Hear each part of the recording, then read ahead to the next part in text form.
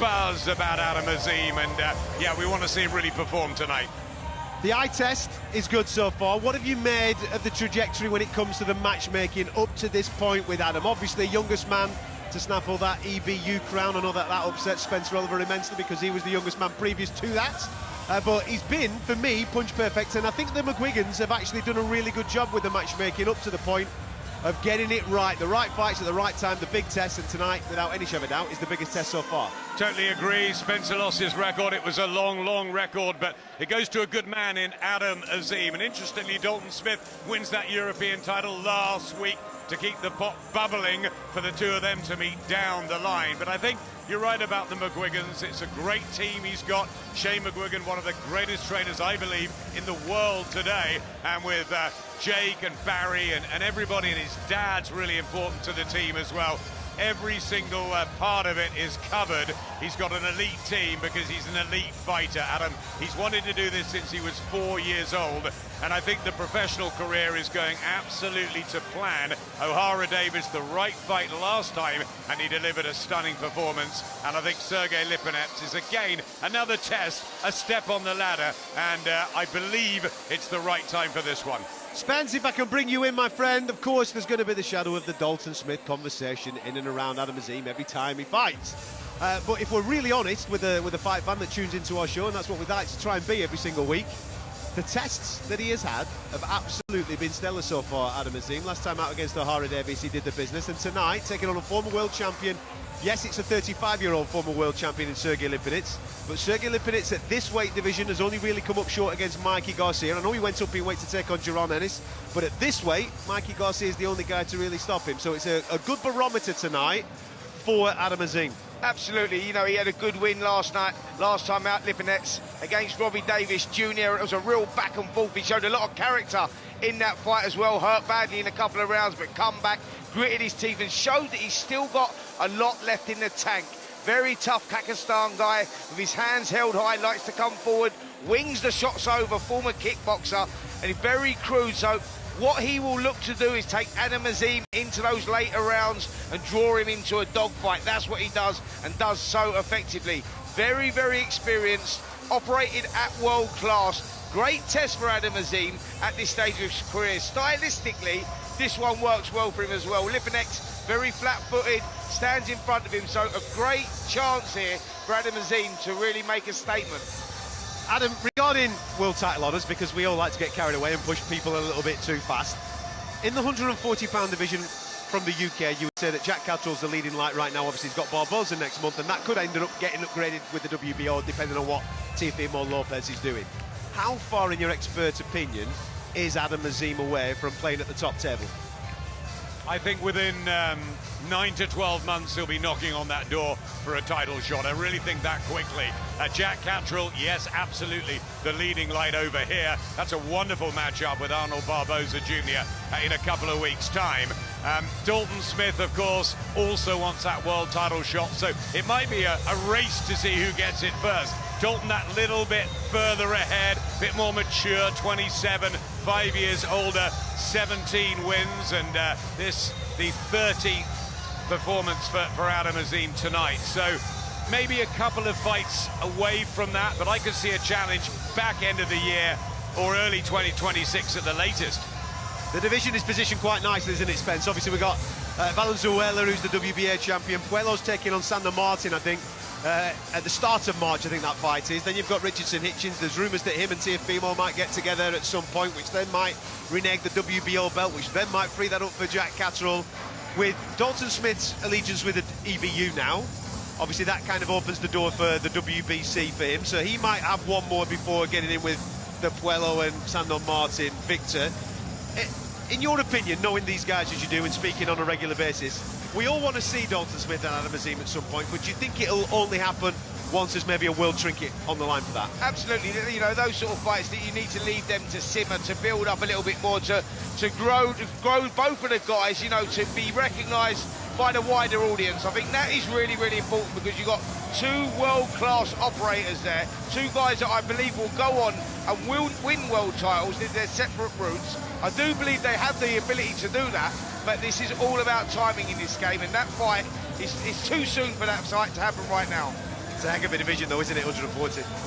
It's an unbelievable division, and yeah, when you get to the top, you've got to stay at the top. Yeah. That's the other thing, you know, winning a world title is one, a success, but it's retaining it, it's being clever, and yeah, this team that he's got behind him, Adam, with the McGuigans, they've been there, they know it, but also Dalton Smith has that as well with his dad Grant and Eddie Hearn, and so yeah, they've both got terrific people around them, and I think Dalton and Adam will push the or pull the trigger at the right time, push that button on the world title challenge. But Jack Catterall's a step ahead. Let's just see what happens, how it unfolds in 2025. An interesting thing as well, Adam, is that Adam Azim, a lot of Adams tonight, by the way. Adam Azim, nothing wrong with that, sir. Nothing wrong with that. not a bad name, is it? And Adam Azim has got onto the list now of Turki Al-Sheikh. He's got onto the periphery vision, and I think it won't be long before we see Adam involved in a Riyadh season show. I think there was talk maybe of getting him on the card of April 26th. It won't be long. Turkey has heard about him. He'll be tuning in tonight and listening, watching. He loves talkSPORT, by the way, Turki Al-Sheikh. So if you're listening, I hope you enjoy it, because Adam Azim, I believe, is a star of the future. Another good plus point this evening, we've got Callum Simpson back out. I know we only saw him a couple of weeks ago against Steve Woodall. He did the business within 2 rounds there. And okay, maybe the level of opponent tonight isn't something for us to go crazy about, but activity level, especially with where Callum Simpson is at, is incredibly important, Spence. To get him back out on a 2-week turnaround, I think that's a really good touch. Absolutely, just shows you the ambition as well. Callum Simpson, you know, he's had his problems outside of the ring with losing his sister, you know, whether he was going to fight last time out or not against Steve Woodall. He decided to go into that fight. Emotions were very high, and he said that that's what kept his focus, kept him sort of grounded and focused while he was going through this tragic time, and it worked really well. Steve Woodall, he took him out in 2 rounds, and it was a fantastic job, and we see him again just 3 weeks later. So yeah, great to see Callum back in the ring again against a tough Ghanaian in Elvis, who's really been talking the talk in this one. And yeah, he says he's going to bring it. You know, 15 fights, 13 wins, 12 of those by KO. And Adam, could be a little test here for the first couple of rounds. Elvis is a lively character, isn't he? The soldier came into the press conference and really fired up proceedings all week. But I absolutely adore Callum Simpson. He's a genuine guy. Yeah. He's got a huge following from Barnsley. The tragedy of his sister, of course, last year.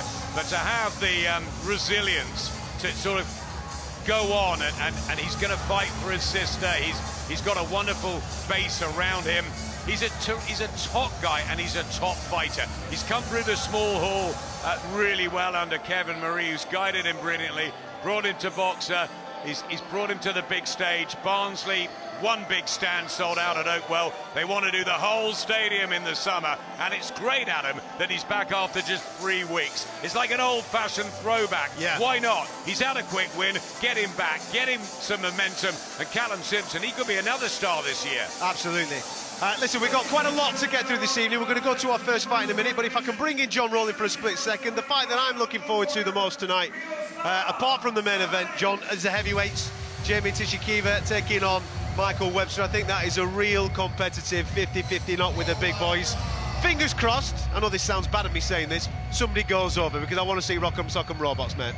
Yeah, it's a decent fight, though, isn't it? TKV is a puncher, he's a big lad.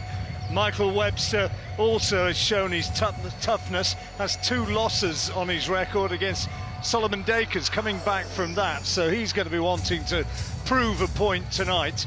I think that one will be dramatic. It might not be exactly the sweet skills, but it'll be a tough one, and they'll both go in there and give it everything. No, absolutely, looking forward to it. Now, if you are just joining us on talkSPORT 2, we are going to be crossing over at around about 9 o'clock this evening. We're going to be bringing you Callum Simpson on talkSPORT, and of course that main event as well, where Adam Azim and Sergey Lipinets is going to be going at it in the main event. That's all happening on talkSPORT from 9 o'clock, so come and join us for that. We've got plenty of fights on talkSPORT 2 and plenty of talking points as well to get stuck into. There's rumours knocking about that Johnny Fisher and Dave Allen Part 2 is going to happen in May. I'll get the thoughts of the guys on that throughout the course of the night. Of course, we'll try and give you a little bit of a review of what happened last night with the Matchroom Next Gen card that took place, where Junaid Boston and Fawaz fought a fantastic fight to a draw. And then we have the news that Anthony Kakachi's given up the IBF strap in his division, which kind of leads us towards maybe him taking on Lee Wood, expecting an announcement.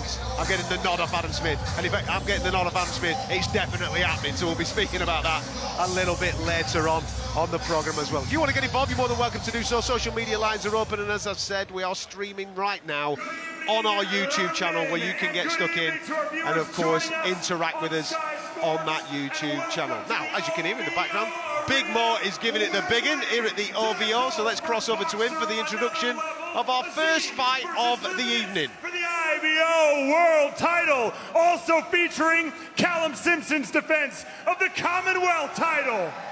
We begin our evening in the Cruiserweight division, scheduled for 6 3-minute rounds. Introducing now to the ring, please welcome Lucas Rorig.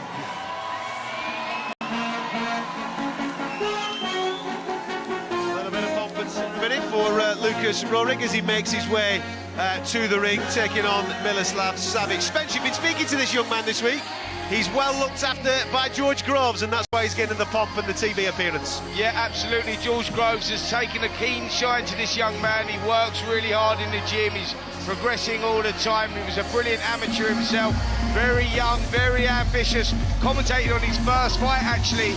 And what a performance that was against Joel McIntyre, the former English champion. It was a very ambitious move to put him in with someone as experienced as that. And he went out there and he done the job. Demolition job, actually. 3 rounds, and he looked sensational. Really looking forward to seeing him here this evening. Mr. Smith, I know that you've known him for a few years. 22 now, obviously coming through under the tutelage of George. He couldn't be in better hands, could he? He's in great hands. He's come through Dale Youth. George Groves told me he wouldn't do this for anyone. He's become a trainer and a manager because of Lucas. And I'll tell you a little story quickly, Adam. Yep. About 4 years ago, Ben Shalom and I were having a little coffee in Ladbroke Grove, talking about the future at Sky and all the rest of it. And Lucas came by on a pedal bike, and he stopped us and he said, "I am the future, you should sign me now." And he had a little chat with us and went off, and we said, oh well, we'll see him at some point. I kept my eye on him, and here he is now. So his dream's coming true. Absolutely fantastic story. Well, he's getting his opportunity tonight. He's kicking off our broadcast of this event this evening from Wembley Arena. Let's get into the ring, because Mo is about to announce these two fighters, Lucas Rorig and Miloslav Savic, getting us underway in the Cruiserweight division. Let's meet the fighters. First, fighting out of the blue corner, wearing the black trunks, he stands 5 feet, 11 inches tall. He weighed in at 13 stone, 12 pounds. He holds a professional record of 9 victories versus 8 defeats. And he fights out of Novi Sad, Serbia, introducing Miloslav Savic. And now his opponent, fighting out of the red corner, wearing the red trunks with black and white trim. He weighed in at 14 stone, 1 pound, 5 ounces. He is undefeated in his professional career, with 1 victory opposite no defeats, and that 1 win coming by way of knockout. And he fights out of right here in London, England, introducing Lucas Rorig.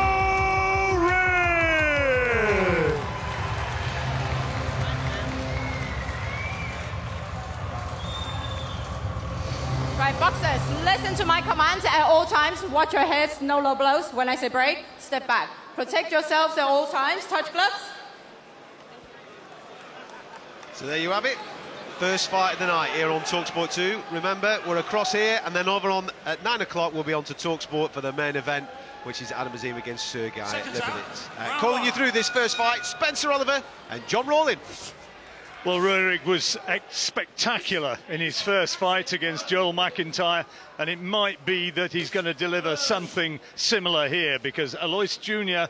beat Savic inside around at the copper box not too far back. That was Savic's only other UK outing, and Rorig, I'm sure, will be mindful of that and wanting to find something similar. He stands almost head and shoulders above Savage. Very, very tall. Stands around 6'3". Savage only 5'11", and there's the first maul inside as Rorig tries to throw a body shot, and that height advantage, he's going to try and establish that jab, and he fires out a solid left hand into the face of Savage even as I spoke. Yep, he's established that jab already as he takes centre of the ring, standing right in front of Savage. Takes a little shot himself there, just a little reminder. Savage, when he comes, he does come to win. Out of his 8 victories, he's had 7 of those by the way of KO. So Rorig has to be careful here early. Rorig will want to use that reach advantage, trying to seize centre ring. A lot of interest among the cognoscenti, if you like. People who really follow boxing closely will be aware of Rorig as an amateur and what he did on his pro debut, and the fact that he's got George Groves in that corner, who, as we speak here, is watching on very, very closely between the ropes. Right over the top from Savage, was partially blocked by Rorig, who's just struggling to just get into a rhythm here. Tries to throw right over the top. Savage was cute to it and was able to parry and block, but a right into the body from Rorig is a scoring shot and a left lead. Yep, Rorig just holding centre of the ring at the moment, trying to find the range with that jab. Not quite found that yet here in this opening round, and again just falls short with a jab. Right hand slams to the body though and goes to the right to the head as well. He will have the edge in power, we suspect, Rorig. But how long's it going to be before it really tells? Lands a left hand into the face of Savage. Another scoring shot as he just stands back, waits for the Serb to commit himself. Tries to throw a right uppercut inside Savage, and Rorig responds with a left hook and a chopping right hand. Savage takes them both, and a jab into the rib cage from Rorig. Yeah, Rorig just trying to create some openings now, set some traps as he throws the jab downstairs. Right hand goes in downstairs as well. Savage, to his credit, he's holding his own a little bit here. Big right hand just misses from Rorig again as a 10-second clacker goes. And Rorig has taken this opening round for me, but it's been an interesting one, and he's by no means absolutely dominant, but he lands a solid left hand with the last scoring shot of the round. Savage got in with a right to the body, and Rorig responded with a really good clip to the right-hand side of his head. Yep, left hook landed there right on the bell there from Rorig, and Savage felt that one. That was the same shot he got flattened with against Eloise Jr. a couple of months ago in that first round. Their left hook is the shot that he's open to and vulnerable, and Rorig found that shot right at the end. And now, can he build on that going into this second round? Well, I thought he took that opening round. I thought that was a round for Rorig, and the crowd, incidentally, they've been watching a replay of making his way towards the arena, Callum Simpson, and he's brought a little army of fans down with him, some 2 or 3 busloads, and they'll make themselves heard, I'm sure, the Barnsley faithful who were there cheering on their man as we move now into the second round. Yep, Rorig now takes centre of the ring, and he'll be looking to establish that jab early in this round, and again doubles up there, lands that shot. That's better from Rorig. Now he needs to build on that. More experience from the 30-year-old Serbian, 9 years the senior man in there, and just waiting for Rorig to commit himself. 2 of them spar this way, and that left-hand lead from Rorig does get through as a scoring shot, misses with a left hand, a left hook there, and a chopping right, and the referee has to split them, telling them just to tidy up their work. And there's a left hand from Savage, which again was blocked by Rorig. Yep, Rorig just standing, lands the right hand there, sends a sweat spraying from Savage's head there. Good shot, but didn't seem to affect him. Savage coming back with some shots of his own. I tell you what, John, Savage's game, you've got to give him that. Well, he's come into this having lost on points against a German in 6 rounds back in November, and that defeat against Alois Jr. that we told you about, but 7 of his 9 wins have come inside the distance. He's a little bit agricultural. He throws those swinging hooks and overhand rights. There was a left hand got in there just as I was speaking. Rorig, not hurt by it, takes it well, but Savage is certainly giving it a go and protests about one which may have come in around the back of the head. Yeah, Rorig threw a big right hand and just landed behind the ear there, and Savage was complaining. He was complaining a little earlier, actually, about that shot as well. As I say that, Savage moves around on the back foot. Rorig stalking forward, looking for that right hand counter, looking to get through, just misses it there, but a good body shot goes in from Rorig. We're going to be going into the Rorig corner, all being well at the end of the round, assuming it goes as far as that, and hearing what George Groves has to make of it. Great big swing again from Savage, which missed by a country mile and is inviting a sweet counter from Rorig, and you'd suspect that sooner or later he's going to meet Savage's lunges in with one of those. Misses again with an overhand right, Savage. And there's a lot of missed shots in this second round. Yep, from both guys, that is. Rorig just struggling to find his range in there at the moment. Maybe trying just a little bit hard, too hard in this second round with just less than 30 seconds to go. The right hand just misses again, but gets through with that one, followed by the left hook to the body. Less than 20 seconds to go in this second round. Rorig, the Londoner, taking the opening round on our card. Savage, he's rallied a little in this round, but Rorig appears to be finishing the stronger again. Last few seconds of the round, and there goes the bell.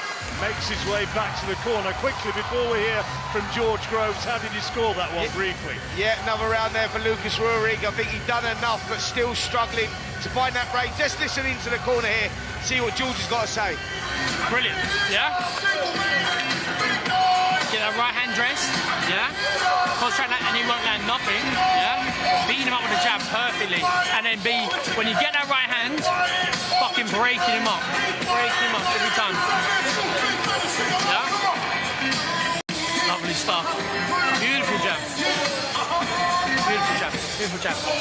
So right hand dress, keep that fidget in, a couple of little feints. He's feeling the pace now. He's absolutely fucked, yeah? So you don't need to put tons of effort in, keep your energy, and you'll get him. You'll get him. You might get him this round. Well, sorry about a bit of the language in the corner there, but you know, this is the hurt game, it's the fight game, and these things happen. Absolutely interesting instructions there from George Groves. Said that Savage is feeling the pace. Let's see as we begin this round 3. Rorig comes out, landing the double jab again. Big right hand sends a sweat spraying there from Savage's head. Good start to the round this from Rorig. It's only a 6-rounder, this one, and Rorig is looking for that big right hand. And Savage almost turned his back on him and he's gone down. Accumulation of punches. He complains that one of them was around the back of the head. Not sure about that, but he doesn't look as though he's got a lot of spirit to continue here now. And the referee's taking him back into the corner, and I wonder, I think she's calling the doctor here to have a look. Yeah, and it might be that there's damage to, is it his left ear? Yep, there's bleeding in the left ear there, the blood coming out of the ear, which is quite a concern, and the doctor's just up on the corner now, looking into it. It's just a cut. Well, he says continue. I'm not sure how much of a stomach for continuing Savage actually has, and Rorig runs across the ring and puts him down with the first punch that he lands. Another right hand, and down he goes. The count's at 6, 7. I don't think he's going to get up, and Savage, well, he just about gets up, and the referee, is he going to allow him to continue? Well, the fight goes on, but I'm not convinced that it should be doing, and Rorig is looking to end it right here. Lands another left hand which puts him down yet again, and this time he's been waved out. Savage beaten, and Rorig another stoppage win. Yeah, found the range there in that third round. He needed to do that. He found the range with a jab set up for the right hand. It was actually the right hand that landed to the back of the ear that caused the problem, and the cut on Savage's back of his ear he was complaining about. He went to the corner. I thought it was blood coming from inside the ear, but it was outside the ear, and that was caused not from a clash of heads, but from the right hands that were landing in that spot. Rorig was much better in that third round, found the range and finished the job. Brilliant performance. Only his second fight, and I think that's an important thing to consider here, because he looks mature beyond his experience, Rorig. 21 years old, tall, slim, athletic build, and you can understand why George Groves is excited about the prospect that he quite clearly is. Absolutely. Listen, what we must remember is this kid is 21 years of age. I first saw him a couple of months ago on his debut and heard a lot about him.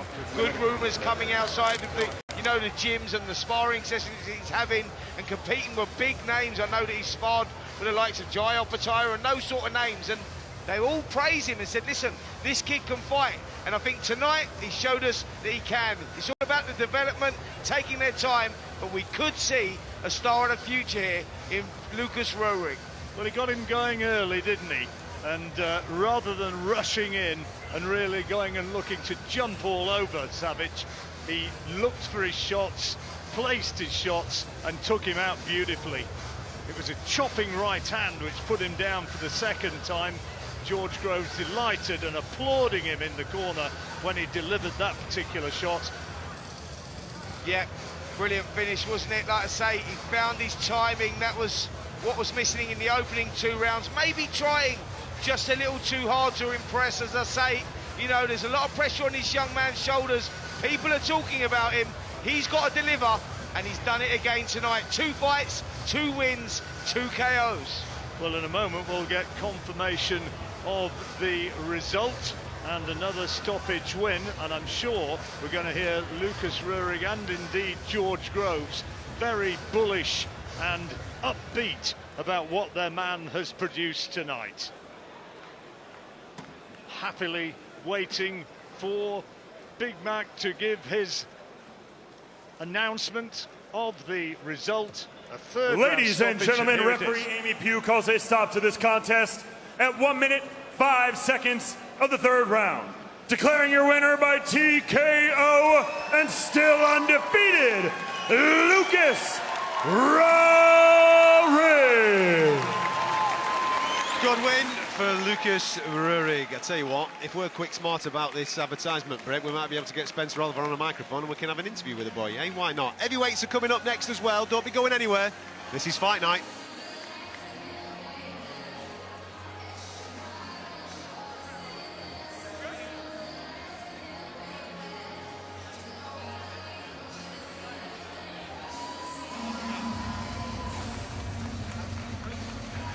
One.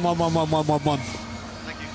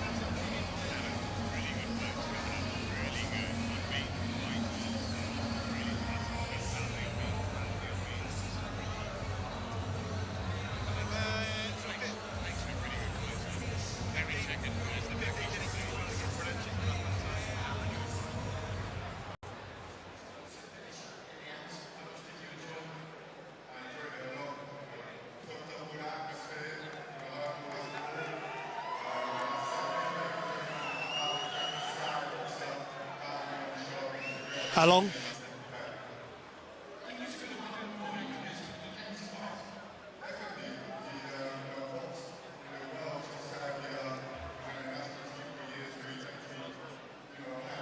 But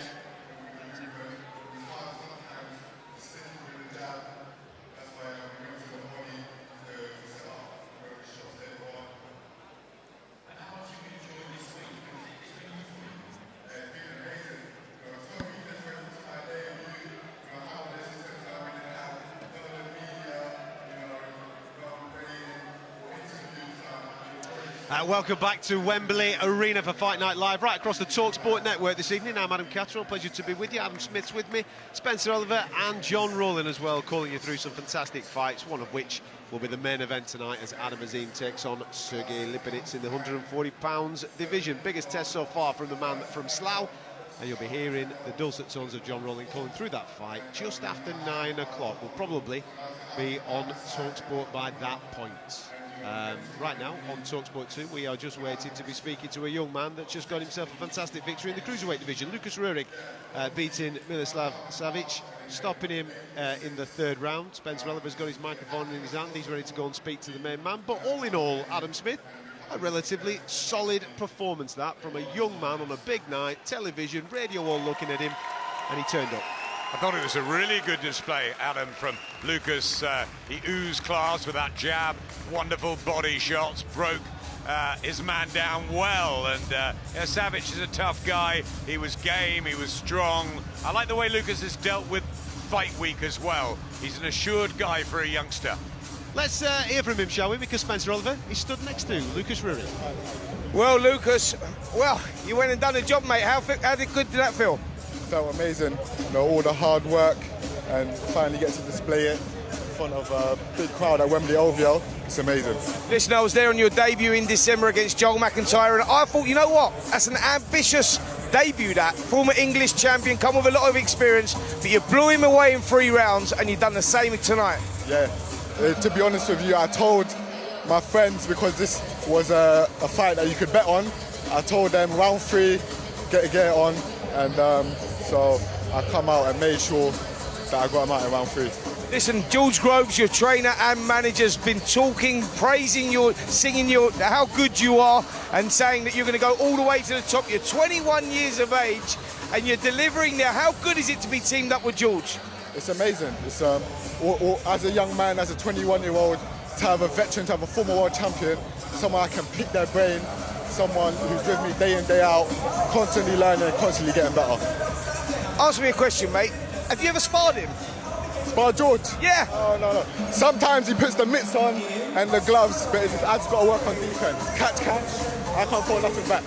You learn a lot of stuff from me, you know, looking back on his fights. Did you take a lot of that stuff as well? Definitely. So I watch back his fights all the time. He had one of the best jabs in boxing.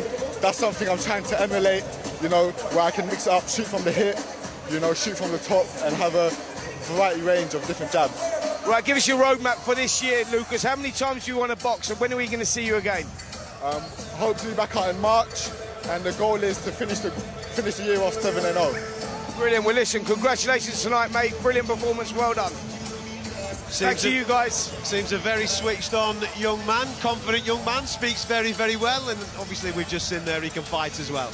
He ticks a lot of boxes, Adam, in this business. You've got to have something more than just what you have in the ring. Yeah, he's a great conversationalist. He's a nice guy. He listens. George is very hot on him, and as I said to you earlier, he wouldn't have done this. George was enjoying his retirement. He's got a couple of youngsters, lives not far from me actually, and it's taken him something quite big to get back into, even that side of the sport, to train and manage a young fighter. And Lucas from Dale Youth, coming through the amateur ranks, and I love the way he says he wants to emulate George Groves' jab. The jab was fantastic for Groves, won him a world title in the end, gave him so many great displays in here at Wembley Arena, and of course fighting Carl Froch at the stadium just over the way. He's in good hands, Lucas, and I like the ambition. 7-0 by the end of 25. Let's see if he can do it. Absolutely. Coming up next, we've got some heavyweights. We'll get stuck into the conversation in and around what is happening here at the OVO Arena, but I think it's only fair that we look further afield as well, because there's a lot going on in the world of boxing tonight, especially over in the United States.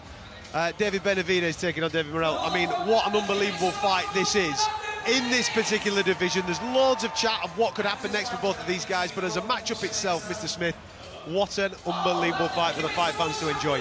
Some of these fights in February and March are unreal, and this is another one. Benavidez and Morel, battle of the unbeatens, no love lost between them, different styles. Benavidez, the favourite, going in with more experience, but Morel is cute, he's clever, and he can punch, and he really fancies the upset. I can't wait for it. Is there a slight bit of disappointment, obviously, with David Benavidez moving up in weight now, away from Canelo, so to speak? Not from... I don't think he actually wanted to do that. I think he wanted to get the Canelo fight, but it didn't seem like that was going to materialise. Do you think there is a possibility that he will come back down to 168, or will he stay at 175 now? He's chased the Canelo fight for a long time, but you're not getting your treasure. You've got to find other ways. He's gone to light heavyweight, which is a brilliant division with Bivol and Batebiev in 2 or 3 weeks' time. So it doesn't matter, light heavy or super middleweight, we love him. Let's see if he can get the job done tonight. We'll continue the conversation on that fight that's going on over in the States a little bit later on, but George Groves kindly has given up a bit of time to come and join us. He's got a big beaming smile on his face because his boy's just done the business. Listen, it's easy, this management and corner work, isn't it, mate? You know what I mean? You've stuck to it like a duck to water. Oh, can you believe it? Yeah, who would have thought it, eh? It's definitely a change of pace, and it only truly kicks in, I suppose, on fight night, but maybe that's how it's always supposed to be. Yeah, my guy Lucas Rorig made his second pro outing tonight. Elevated from his debut, which was, of course, at the Harrow Leisure Centre, you know, and now he's at Wembley Arena. He's opening the card on Sky Sports, and I love to add some pressure on him, add a bit of weight and a bit of nervousness, mate. But he just takes everything in his stride, so I couldn't be happier. What's the emotions like for you? Because obviously, as a fighter, you're in control of everything whilst you're in there. You can give him the instruction, but it's down to him at the end of the day. What's the emotions like in the corner for you? Absolutely. So as the coach, I'm like, do I get in the ring yet? Do I get out? Do I say? And then I caught myself giving a stare down to the opponent, Savage, and I thought, that's not my job anymore. Like, I need to cool it down a bit. So I looked away. But yeah, it is nerve-wracking, I've got to be honest, a little bit nerve-wracking, but with experience, the bit of nerves will subside. But maybe they won't, and maybe that'll mean I'll get the best out of myself. But yeah, you live and breathe it. If anyone who enjoys boxing, I've got an idea. If you really want to invest yourself in the sport and live every emotion, become a pro coach, and then it doesn't get any more exciting than that. I love it, George. You have many great fights here and a wonderful career, and I wasn't sure you were going to come back at this side, but you've seen something in Lucas, haven't you, over the last 2 or 3 years, coming up through Dell Youth, and you think he's special, and I love the way he looks up to you. He wants to emulate the jab, and he's got composure. It's an all-round package, isn't it, you're working with? Yeah, that's what we are working towards, an all-round package, and it's a process. And he's ready to invest in himself, like every opportunity. And I can only give him, Adam, first-hand experiences at the moment, and I feel like hopefully that is more than enough, because as a fighter I was fortunate enough to experience everything, the ups and downs, the highs and lows, the big occasions, and trying to break through and develop your talent and develop your skills. So that's what we're doing, that's what he's doing, and he's had 2 fights 6 weeks apart. Love to keep the momentum going and keep Maxim busy. His debut was against Joel McIntyre, a guy, you covered it here on talkSPORT, winning record, like someone who laughed when he found out he was fighting a debutant. He come to win, and the same with this fella here tonight. The record might not make anyone's eyes light up, but he's no pudding, he's no walkover. He's got a lot of good wins and knockout wins against unbeaten prospects. He's a dangerous guy. And I knew that about him, but I've got so much confidence in my guy Lucas. He can deal with the occasion as well as obviously his boxing ability. So another great win, I think. You can go and have a rest now, mate. Yeah. Lovely. Cheers, guys. Thank you. Thank you very much for your time, George. Super stuff. And congratulations to Lucas as well there. Fantastic performance from him. Up and running in the professional game. It really is interesting when you speak to someone like George, who's been there, done it, got the T-shirt, been around the world, fought the best of the best in multiple weights and all this type of thing. He's more emotional when he stood in the corner watching his guy doing his thing. Do you know what? It's mad, man. Like, when you're boxing yourself, your emotions, you know how to channel those emotions, you know how to channel those nerves, you know how to keep them under control and turn those negatives into positives. When you're managing or promoting fighters, and I've done that myself, the nerves are insane, man, because, you know, their future's in your hands, and, you know, you're making the decision to put them in against whoever they're in. You're training them day in, day out in the gym. So it's very, very different. The nerves are very, very different, and you can see that in Jules Groves in the corner. As he come back there, the relief, the pressure off his shoulders, that his boys got the victory. It's a crazy thing, man. Jules Groves has boxed in this stadium, this arena. He's boxed in Wembley Stadium. He's boxed all over the world, Las Vegas, done it all. But you see the nerves taking over and getting the better of him. It's a totally different role that he's playing there, but I'm pleased for him. Ladies and gentlemen, inside the OVO Arena, Wembley, live on Sky Sports for Boxer, another level, Azim versus Lipinets. We now move to the heavyweight division, scheduled for 10 3-minute rounds, and is for the IBO International Heavyweight Championship. Introducing first, fighting out of the blue corner, please welcome to the ring, Michael Webster. You know, Johnny always wore black, and he wore black because he identified with the poor and the down. And his opponent, fighting out of the red corner, here is Jamie TKV.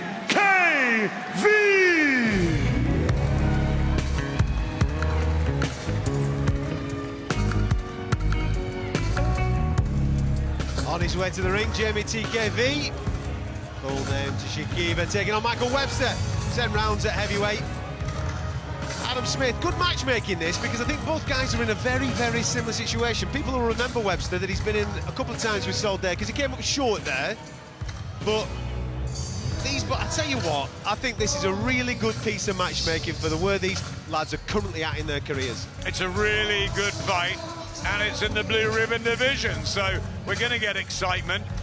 Jamie TKV from the Ben Davison team, they really rate him there, and I think Michael Webster's he's a good fighter. He's difficult, he can box, and only those defeats of Solomon Dacus. Ladies and gentlemen, this heavyweight contest is promoted by Ben Shalom and Boxer, live on Sky Sports. It is scheduled for 10 3-minute rounds and is for the IBO International Heavyweight Championship. Our supervisor, Andre Van Grutenbroel, our area representative, Ben Harmsworth, our timekeeper, Brett Bowles, and our judges, Lee Every, Steve Gray, and Howard Foster. And our referee in charge when the bell rings, Mark Bates. Let's meet the fighters. First, fighting out of the blue corner, wearing the black trunks with red and gold trim, he stands 6 feet 6 inches tall.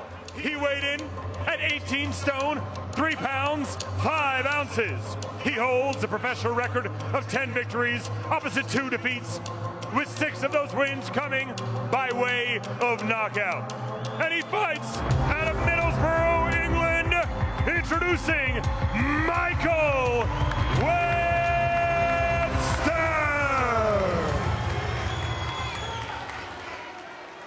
And now his opponent, fighting out of the red corner, wearing the black trunks, he stands 6 feet 4 inches tall. He weighed in at 18 stone, 9 pounds. He holds a professional record of 7 victories, opposite just 1 defeat, with 4 of those wins coming by way of knockout. And he fights out of Tottenham, England, introducing Jamie TKV.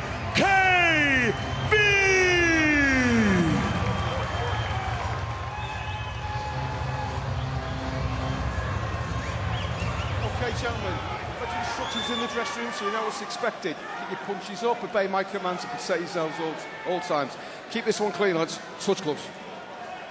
Here we go then. Heavyweights on deck. I've tipped this to be my fight of the night. Fingers crossed I've not given it the kiss of death. It's Jamie TKV taking on Michael Webster. Calling you through it live on the talkSPORT network.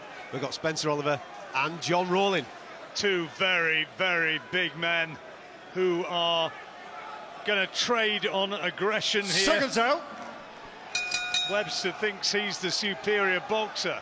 He almost jogs to centre ring, where the two of them throw jabs simultaneously, and who's going to be the first to establish their dominance in this? TKV, Jamie TKV, slightly the shorter man and not in the greatest of conditions. He's got a little bit of jiggly fat around his torso, but he can punch, and that's going to be a factor. Yep, he certainly can punch. He's got good boxing IQ as well. He likes to mix it up. Both guys like to have a fight.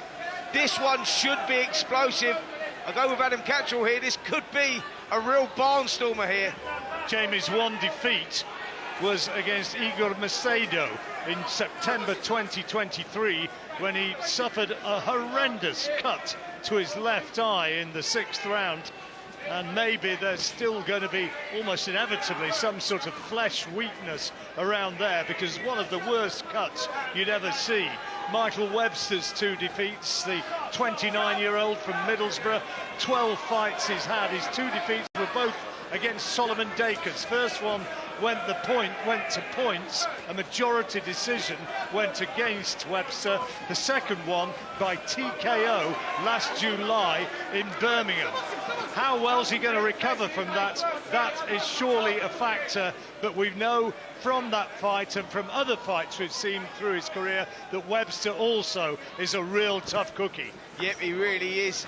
And you mentioned that cut, John, that TKV picked up in that fight. He's only lost on his record, and it was a horrendous one. I thought, actually, it could be a career ender. It was that bad, so it's good to see him back in the ring, but obviously that will always be playing on his mind. Well, you'd think that's almost inevitable. Who's going to be the stronger of the two? That could be a factor. And who's going to have the better stamina if it goes anywhere towards the 10-round distance? There's a right over the top from TKV, partially slipped and blocked by Webster, who leans in close. He's pushed back by the forearm of TKV.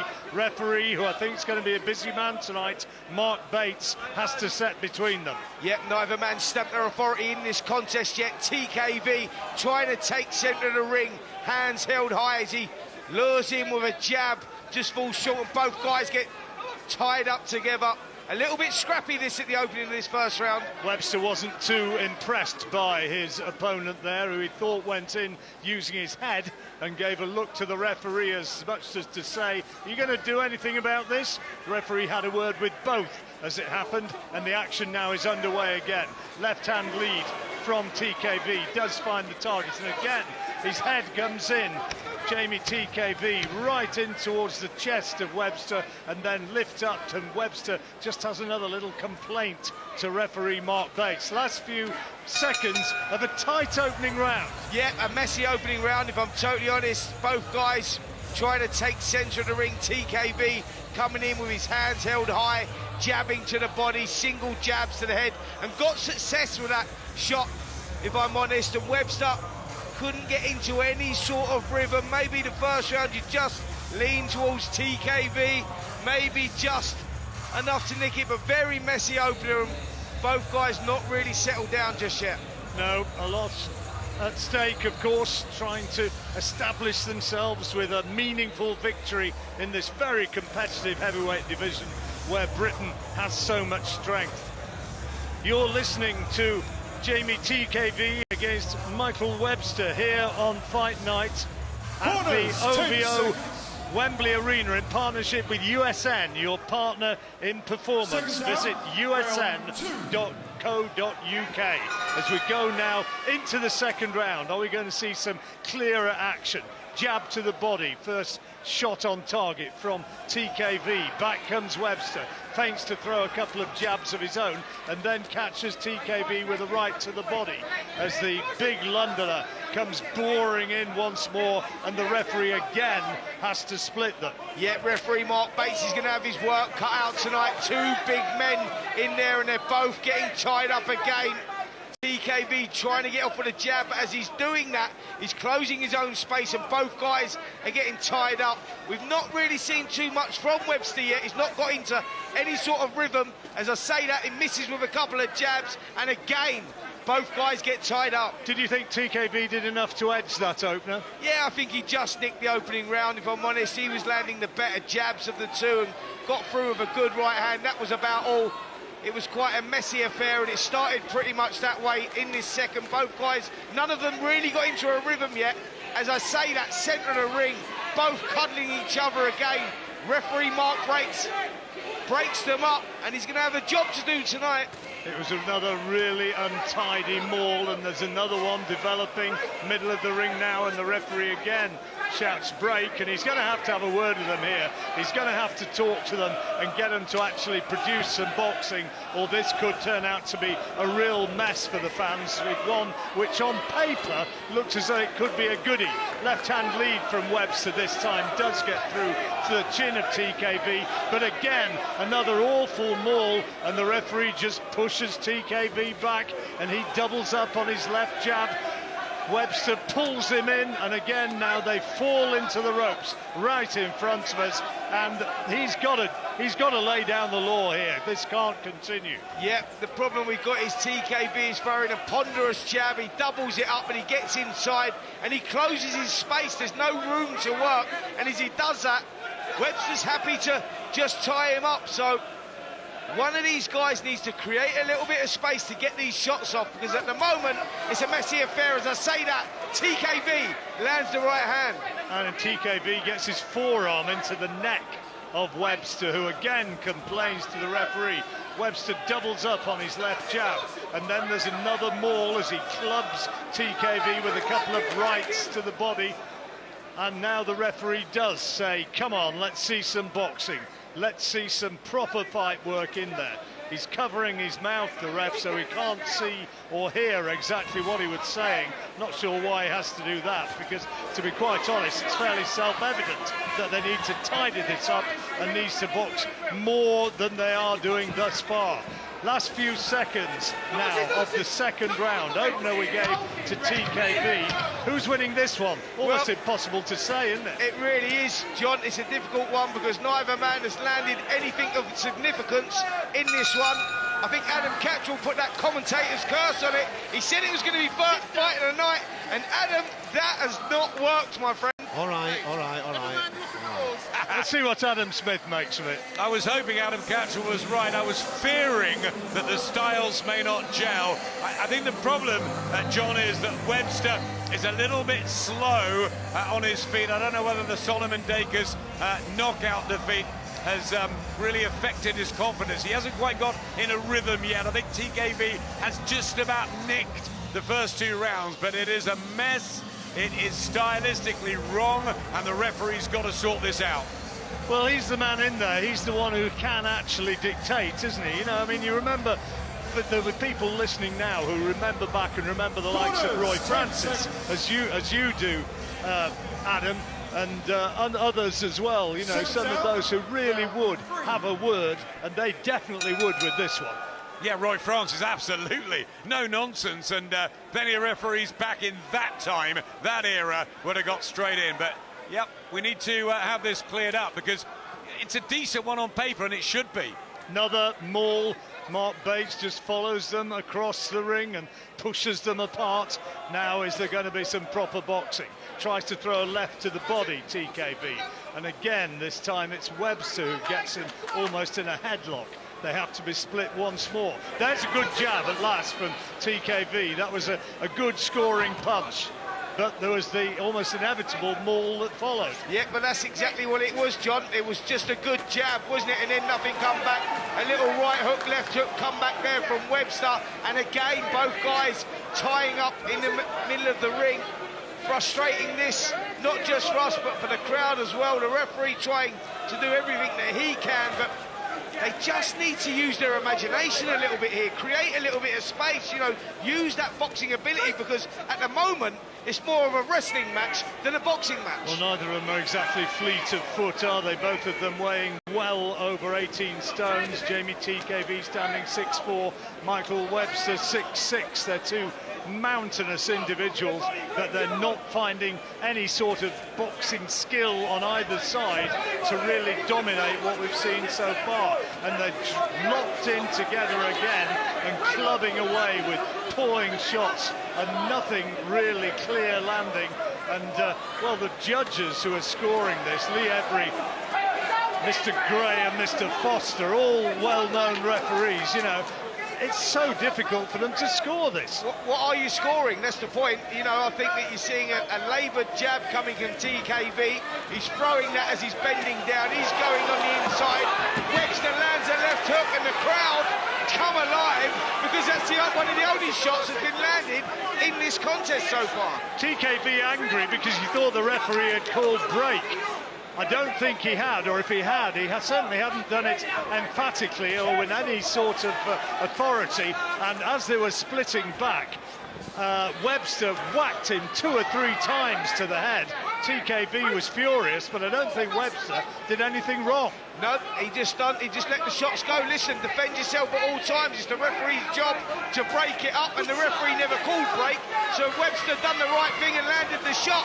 As I say that, Webster now starting to get a bit of momentum, starting to pick it up. The first time in this contest, someone's actually took a foothold. This is Webster's best round by a distance, and he's finishing this 3rd round strongly. TKV looking just a little bit disorganised. Again, bulldozers in behind the left-hand lead and says something to Webster as he gets in close. Don't think you need to be a great studier of human emotion to know that it possibly wasn't altogether complimentary. Listen, let me tell you what won that round. There was a 10-second burst in that round, and that was from Webster, who landed that left hook when the referee didn't call break, and TKV thought the referee did call break. He got caught with a shot. The referee allowed him to continue. Webster landed another 3 or 4 shots, and that won him the round. You know, both of these guys now need to get a hold of this. They need to start creating a bit of space. This is prize fighting. This is what this crowd here are paid to come and see. A boxing match, and we're not getting that right now. We're getting a wrestling match. Frustrating for the fans, frustrating for us, and more importantly, frustrating for that referee, Mark Bates. He's having a word with TKV as you were speaking there, Spencer. Just trying to get him to tidy his work up, I think, and also make sure he doesn't lose his temper with Webster in there. But that was a Webster round, surely. Yep, the first round that I've given to Webster, actually the first 2 were close, and it was subjective scoring. What do you go for? What wrestling did you prefer? That's pretty much where we was at. But we're in a boxing ring. This is a boxing match. Let's hope round 4 we get some boxing. TKV keeps ducking low and trying to throw the jab to the body, and he's punished as he did so. Does get through this time with the right hand to the body and another straight right to the head. That's decent work from TKV. Webster, though, is maintaining his place at the centre of the ring. He gets TKV in almost in a headlock, and another one, and the referee for the 2nd time has to split them. Has a word with Webster. Yeah, it wasn't Webster's fault though. TKV threw the double jab, he closed the gap, went inside, he bends down low, and then he cuddles Webster. You know, both guys here, they need to do something because it's frustrating, man. I don't know what we're really watching here, but that's not boxing. Certainly not anything like the sort of mini war which some people were predicting for this one. We thought it might turn out to be really entertaining brawl, but not so. And again, there's a nasty looking clinch, and the referee has to split them as TKV complains yet again. Jab from TKV does get through, and another one, and another. That's better work from the Londoner. Yeah, he just needs to hold his ground a little bit, hold his height a little bit, TKV here, because he's throwing that jab, going down low and closing his own space. You know, it's frustrating. He needs to double up on that jab, hold his feet, and let that right hand go. There you go, lands the jab there. That was better. Both guys, again, tie up, centre of the ring. TKV probably just shaded the opening round. Almost impossible to split them in the 2nd, which really was an unconscionable mess. And Michael Webster, I think, just about did enough to take the 3rd, so we've probably got a fairly level fight at this stage as Webster lands 2 or 3 scoring shots after TKV misses with a big, wild overhand right as we move into the last 3/4 of a minute of this, the 4th round. Yeah, Webster's got TKV pinned on the ropes, but again closing his own gap, smothering his own work, and not being able to get off with the shots. Nothing clear, nothing significant landing. Jab goes in, just misses wildly with the hook there, Webster as well. And again, a cuddling match, centre of the ring. Webster popular figure up there in Middlesbrough, and there'll be a lot of smoggies who'll be listening in and watching on Sky Television. Good uppercut inside from TKV, but Webster, showing his strength, pushes him back across the ring onto the ropes, looking for space to deliver hurtful shots of his own. Feints to throw a right hand, thinks better of it, beaten to the jab by TKV, and the bell goes to end the 4th round. And we'll go into Jamie TKV's corner. I'll give a preemptive apology for any fruity language. Let's hear how they're seeing it. Is that you? Deep breath. That's him, actually. Deep breath. Deep Edgefield. Look good. Good round. Yeah, really good round. If you hurt him, just relax. Boom! Boom! Don't go! Boom! Yeah, fist of him. Boom! Boom! Just keep touching him. Yeah? He's starting to fall in there. Yeah. So start bringing the right hand straight. He's coming straight on the line. He's got no head movement, yeah? Right. Deep breath. Cool down. Yeah. Get back behind that jab again. More feints. Keep checking things with the feints and get his reaction. They're both, they go on it, yeah? That jab is busted. Take that in. Well, what do you make of that? Interesting corner work. Round 5. While, incidentally, we were watching that one and listening to that one, we saw Callum Simpson's opponent arriving in the arena and looking very animated. He's going to give a big challenge, I'm sure. Listen, he's been the star of the show in the whole build-up to this week. He really has. He's been entertaining. He's been talking the talk. Let's see if he can walk the walk, because Callum Simpson is a serious operator. But Elvis says he's going to be all shook up. Going to be more of that later on. The Ghanaian taking on the man from Barnsley. Simpson against Elvis. Who's going to prevail? Here we are now in the 5th round of this mess of a heavyweight fight between Jamie TKV from Tottenham and Michael Webster, the Middlesbrough man. How did you score the last round, by the way? Well, I give it to Webster, just on that little burst that he had. You just leant towards Webster, but this is a tough one to score, it really is. Look, I've got it 2 rounds apiece going into this 5th round. I think that's where we're at with it. The fight still to be won and lost, but nothing's changed here. Nothing. This is frustrating now because they're in there, they're wrestling. TKV just tried to get off with an uppercut. Webster throwing a couple of little body shots on the inside, but let's be honest, this is not real boxing, this is not proper boxing. These guys need to get a grip. They're much better than that, and we're not seeing it tonight. Some blood around the left-hand side of Webster's face, whether it's coming from his eyebrow or his nose, I'm not really quite sure, but there are smears of blood in there now. And the referee has to split them for the upteenth time with just 1 minute and 15 seconds to go in the 5th round. We're only in the 5th round, it's a 10-rounder. Feels like we've done about 50, never mind 5. Yeah, it does seem like a long old contest, this one. But guys have not really got into any sort of rhythm at all. The referee again, Mark Bates, asking them just to get their acts together. You know, we know they're both better than that. We've seen them in the past. We've covered both of their careers. They're both good boxers. They're both entertaining. They're always in good fights. But the styles just haven't clashed tonight. And now they lean on again. Maybe it's too much of a test of strength, like 2 great elephants or rhinos going thundering in against each other. And there's not really too many clean punches from either side. Jab to the body now from TKV. Tries to throw right over the top. Misses with a big wild left. Right hand goes in around the back of the head. And there's a complaint from Webster that he was caught around the back of the head. Referee has to split them once more as we go into the last few seconds of this round, and another horrible, messy round it's been. And how do you begin to score this? It's just a shocker.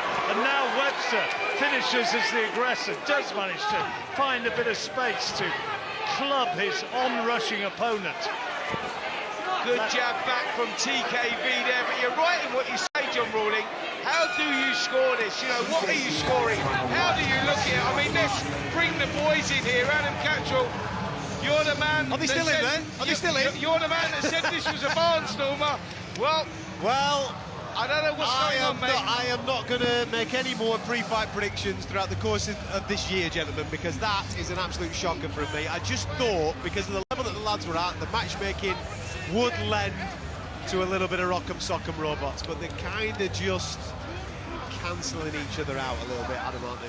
Yeah, sometimes fights just don't work stylistically, and they're both big guys, they're both trying to get something going. I've been more impressed in the latter rounds with Webster. I think he's trying to at least get punches going, working the body. He's frustrated.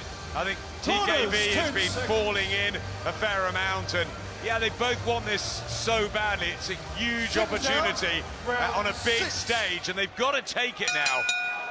We go into the 6th round, and for what it's worth, I go along with what Adam said there. By not very much, I've given Webster the last 3 rounds, Spenny. Yeah, that can be fair enough. You know, I think that I just led towards TKV. I think he was doing the better wrestling in that last round, and I think that may have given him it. But look, it's one of those. And the guys were saying there, you know, about the both guys maybe wanting it too much, styles not clashing and the styles not gelling or whatever, John. But let me just say this: adaptability. Fighters that are a certain level can do that. They can adapt, they can create the space, you know, they can set the traps, and we're not seeing that here. It's frustrating because these guys are at a better level than this. You know, they know how this fight's going, and they can change things up, but they're just not choosing to do it yet. Maybe as fatigue sets in, there'll be more openings presented. It's the old boxing cliche, isn't it? There's an argument for the referee stepping in to end the punishment to the crowd to save them from further suffering, because it ain't been very good to watch this. There's no way you can dress it up, as Mark Bates has to split them yet again. I wish I'd done a count on the number of times he's had to intervene. You're not missing any punches because they're just leaning on here, and nothing of any significance before the referee has to split them yet again. And he lets them get on with it of their own volition without really saying, come on, boys, let's just find something more out of this. Yeah, I think you hit the nail on the head there, John. Fatigue, as that sets in, will one of them tire, will one of them drop a hand, and will one of them leave that opening, because there's nothing going on here. You know, there's no adaptability with any of these. They're not being creative at all. You know, they're not throwing any sort of setting any traps, throwing jabs to the body, looping right hands over. Timing's out, it's messy. More facial damage to Michael Webster. He's got a graze on his left cheek, and there's blood oozing from that, and he doesn't look a particularly pretty sight as he takes another right hand from TKV from way back, and he was aiming at that damaged left side of Webster's head, and he just found a glancing blow, and again there's an untidy maul. TKV tries to come out of it with a big left hook, misses, and then absorbs a couple of jabs from Webster, and there's been a low punch in there, I think, and the referee having a word, and TKV was the one who was on the wrong side of the regulations. Well, it has been physical, and maybe Webster now starting to show the signs of tiredness. The left hand is just starting to drop as the crowd start booing. The 10-second clacker goes to end this 6th round. And again, not a lot happened in this one. Both of them complaining to the ref in the last few seconds of the round. And well, where do you go with that? Who on earth won that? It's so difficult to say. You almost, as they go back to the corner, say, does anybody really care? It's one of those. The two fighters clearly do, but I think a lot of the fans watching on here at the OVO Arena at Wembley have lost interest. Yep, not a lot happened in this contest. Right from the opening bell, styles haven't clashed, both guys tying up. Very messy affair, and let's see how we go in this last 4 rounds. Can one of these guys create the opening? Can they land that big shot? Webster's the one that's looking the more marked up out of the two. That cut beneath the eye there, John, as you were saying, or graze beneath the eye that's bleeding, the nose bleeding slightly, and TKV holding center of the ring, hands held high, but not getting off of anything. I just wonder, looking at the body language in the corner there, whether Webster is just starting to get a little bit discouraged. Maybe, maybe not. We're into the 7th round now, are we? This is a 10-rounder heavyweight contest, and there can't be too much between them. Yeah, pretty even contest this, all to be won and lost in these last 4 rounds. TKV come out, he landed half a decent right hand there. And they step back after Mark Bates splits them once more, and once again there's a horrible, ugly head-grabbing maul between the two of them. They're split and the action underway again. Webster tries to double up on the jab, but as he does so, he falls in, stifles his own work, and again, he's now the one leaning on to TKV. Please, please, please, can somebody produce a combination or a clean shot? Let's see something. Yep, that's all we want to see. And as you say that, both guys go centre of the ring and tie each other up again. The referee having a word there with Michael Webster, but nothing seems to have got in so far, John. Who's going to find the big shots as the fight moves down towards its final rounds? We're in the 7th now of a 10-rounder, and Webster is clearly the one who's complaining to the referee more as the head of TKV comes into that damaged left side of his face, and there's anger and frustration on the face of Webster, as well as the blood from the wound. Yeah, you just got to wonder, is he getting disheartened? Is he starting to feel the pace a little bit? Because he's the one now complaining to the referee all the time. He's the one looking at the referee, looking to break it up. Is that a sign, or is it just frustration? Well, I wonder what the corners are going to be making of it. We're going to be going into the Webster corner at the end of this round, where I should imagine they're getting fairly angry and frustrated, because it's now Webster who's being given the ticking off by the referee after another clinch. I can think of a few trainers in the past as well who'd have almost been into the ring with their anger and frustration. Yeah. TKV tries to throw a right hand over the top. It was a glancing blow, and then he brings a left hook up as well, and then bores in with his braided hair into the face of Webster. The bearded head of Jamie TKV is almost a third scoring implement in there.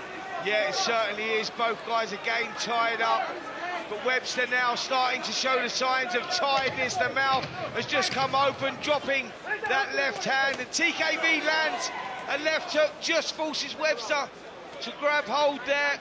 But yeah, fatigue definitely setting in here. Well, there's the bell to end the round, and it's going to be so tough in the final 3. We're now going into the Michael Webster corner. Is he ahead? It's not much in it. This is how the cornerman is seeing it. You're letting him do things. You're standing there like a big statue. Yeah. Never mind, you know, go through the gears, let your hands go. Never mind, you keep looking at the referee. Never mind the referee. Sort yourself out. You're getting up close. Let your hands go. Yeah. Right? You're not going to Michael, but desire the sound. Do you want this or not? Yeah. Don't tell me yet, and then look all around all the time. Now come on. Get your hands up. Let your hands go. It's there to be hit. Come on. Well, that's almost kind of word for word what we've been thinking there, Spanny. Yeah, absolutely. You can hear the frustration in the trainer's voice there. You know, he can say to him, what are you doing? Looking around. Do you want this or do you not want it? If you want it, get out there and show us something. He's certainly been the one who's been looking around more than TKV. He's been the one who really has been consistently bleating to the ref. Yeah, he's the one that now needs to let his hands go if he wants to win this contest. Still very close, could be one round or the other, one way or the other by 1 round. I've got Jamie TKV 1 round up. I'm not sure where you're with it, John. I've got it the same. 4-3. We're in the 8th round, and he's in trouble here. He's complaining about A shot around the back of the head. Webster and TKV coming steaming in, and he's moaning to the referee once more. He doesn't like what's happening to him in there, and what's happening to him now is that he's just starting to be beaten up. I tell you what's happening to him now. He's starting to unravel. You can see that now. It's not going to be long. One good combination here could turn this on its head here. Webster starting to look desperately tired and disinterested in there. Jamie TKV has now sensed that. It looks unpleasant. It looks a real brawl. It has been. It's been ugly at times, but he is now starting to outgame the man from the northeast. Michael Webster is finding it hard to stay with TKV now, who's on the front foot and just keeps boring forward. Good jab. One to the head and one to the body, then another one to the head and another, and then a right hook as well. All good work from TKV. Yeah, better work there, found the range with that jab, looped the right hand over. Better work this from TKV. As you look at Michael Webster, his face now reddened with blood. He's starting to show the signs of wear and tear in there, John, that's for sure. Well, he's starting to look disheartened as well, and we're moving into the final minute of this 8th round. Webster puts his arms wide to show that he's not the one who's holding. He takes another couple of jabs from TKV as they split, and a left hook. This is far better work from the Londoner, and he comes in now, lands a solid right hand, aims an over-the-top right hand as well. And it's all TKV who's getting in with the big shots. There was one around the back of the head, and that prompted more loud moaning from Webster, but the referee didn't want to know, and TKV comes forward again, walks into a little volley of punches, but there were more arm punches than genuine power shots from Webster, and TKV looks to be the one who has the advantage as they move now to the last 10 seconds of this 8th round. Yeah, Webster's nose now pouring with blood. As I say that, TKV slams the jab in, the bell goes, Webster walks back to the corner, he looks on unsteady legs, and the momentum now really with Jamie TKV, Adam.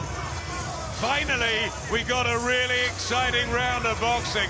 TKV had a good 7th, the 8th. He started to really show his jab. He got room, he found his punches, and at a time where Michael Webster is tiring, beginning to unravel, happened against Solomon Dacus. His corner are trying to get him G'd up, but unfortunately the legs aren't there for Webster. Too many complaints, and TKV has got his act together.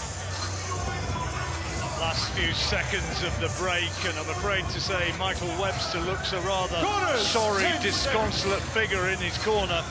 You're listening to Jamie TKV against Michael Webster. TKV, we reckon, is now ahead here on Fight Night Live at the OBO Wembley Arena in partnership with USN. Prepare, perform and recover faster with USN Sports Supplements. Yeah, 2 rounds up now for Jamie TKV on my scorecard. As I say that, he lands a big right hand over the top. Body shot goes in as well.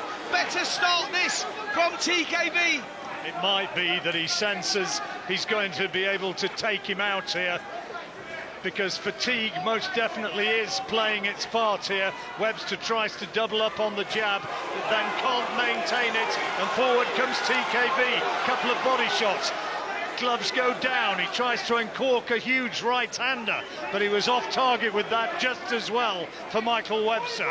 Yep, I think Webster's blown a gasket here, not a lot left in the tank at all, and you can sense that this may be the round when the contest ends. Jamie TKV, if he can let one good combination go, he could stop this contest right here, right now, because Webster is running on empty. Well, there was that emotional appeal from the Webster corner for that man to just let his gloves go. Stop moaning to the ref, let your gloves go. Well, he tried to, but he couldn't, and he couldn't keep TKV off, and now the tide has surely turned. Another good, solid left-hand lead from Jamie TKV. Misses with the right over the top as a follow-up. He's breathing deeply now, but he looks very much fresher than Webster. Yep, he certainly does. He's turned this now, he's found the range, he's letting those hands go. Webster showing a lot of character just to be hanging in there as the uppercut goes in, body shot as well.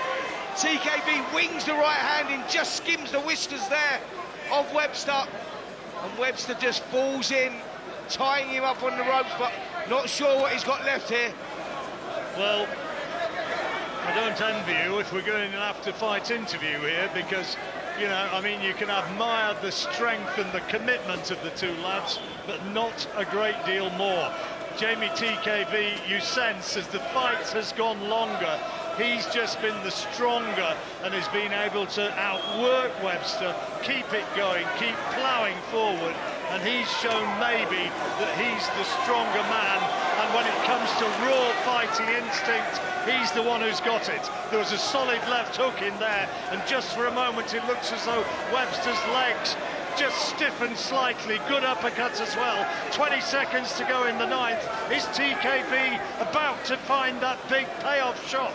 Yeah, Webster's face looking a mess now, masked in blood, and he's desperately tired. TKB pins him on the ropes, wings the right hands and left hooks in as well. This round can't end soon enough for Webster as the bell rings at the end of the ninth. He walks back to the corner. Well, are they going to pull him out, I wonder? I think they have. I think they've pulled Webster out, and TKB is the winner. He's decided he doesn't want to go on, and I think the corner have done a wise thing there, and I think Webster as well realises that he was absolutely at the end of his tether. There's a few half-hearted protests from the Middlesbrough man, but Jamie TKV gets the win. Not a pretty fight, but in those last 2 or 3 rounds, he started to really beat him up. Yeah, that's exactly what he's done. He got his act together. Really, round 7 was that turning point. He started landing the jab, found the range with the right hand. Just forget the first 6 rounds. I mean, that was a wrestling match, not a boxing match. But TKB got his act together. Round 7, round 8, and round 9 was the round that he got the job done. Fighters can sometimes be too brave for their own good. I think he wanted to go on, Michael Webster, but the corner made a compassionate call and said, look, mate, enough is enough. This is only going one way. Well, we heard the corner just around before, didn't we? The trainer doing the good job, the right job in trying to gear their man up by saying, come on, mate, get your act together, stop looking around. You're going to go out there, you're going to give it to me, or am I going to stop the fight? You could see that he was disinterested from the opening bell. He didn't get his act together, it didn't flow tonight, and the corner doing the right thing there by pulling their man out. He had a little run of fights, a run of rounds, Michael, round about round 3, 4, 5. He was just putting his punches together a bit more decisively there. But before then, TKV maybe had the advantage, and in the closing rounds, he started to get right on top. Yeah, and that's exactly what it was. He had a good little spell in the contest, but was that down to him having a good spell, or just TKV being way off it tonight? Because he underperformed tonight. You know, I like him as a person, I like the team, and I think what they do is great. Ben Davison, you know, has got a great gym over there. They all work well together, but tonight was not the night. He gets the win, TKB, but it's a night that he'll want to forget. Michael Webster gassed a bit in the closing stages as well, and questionably. Ladies Here's the and result. gentlemen, referee Mark Bates has accepted the corner's retirement out of the blue corner at the end of the 9th round, declaring your winner and the new IBO International Heavyweight Champion, Jamie TKV.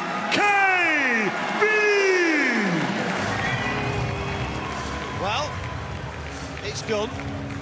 Jamie TKV getting his hand raised with Michael Webster's corner pulling him out in between rounds 9 and 10. We've got lots still to come, bit of cruiserweight action up in a moment or two. Callum Simpson's going to be in the ring as well, and then the main event, Adam Azim and Sergey Lipinets. Stick with us, this is Fight Night on talkSPORT.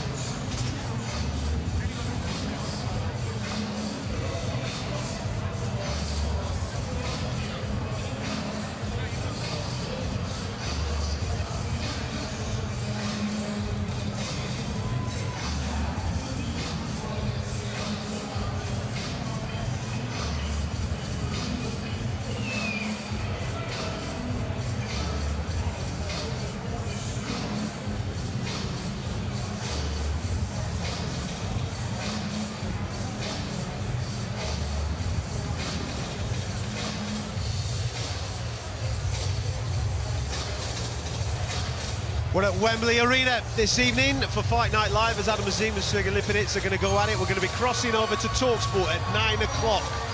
So around about half an hour from now.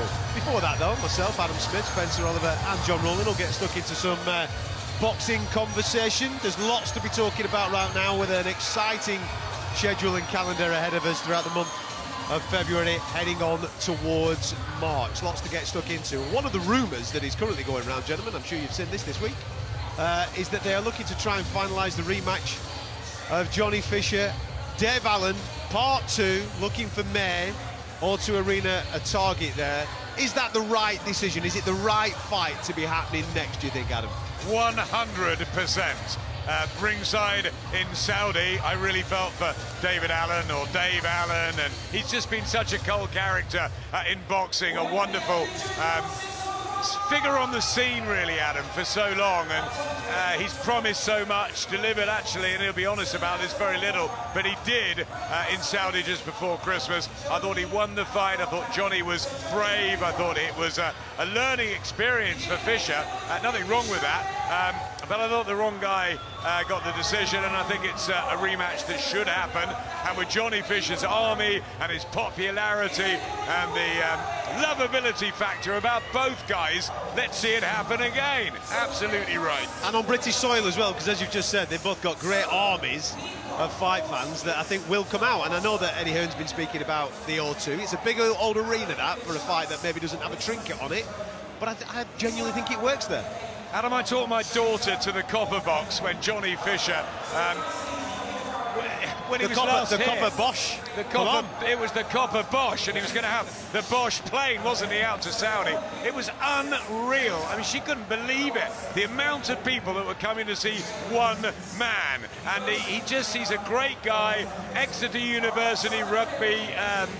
You know, first in history or whatever, he got 2-1. It's a brilliant story. His dad's absolute lunatic, but he's funny and he's arguing with Spencer, and I love it. And it's all about storytelling of this business and about characters. And Johnny Fisher and Dave Allen are two of the best we've got. It was a good fight out there. Yes. It was one that was controversial. We're going to have it again, and it's rightfully on British soil. I think, listen, I don't want to speak for you, Spencer, but whenever you do, obviously, make a reference to the results of a fight, it is always about the judges that are ringside and not the fighters that are in the ring.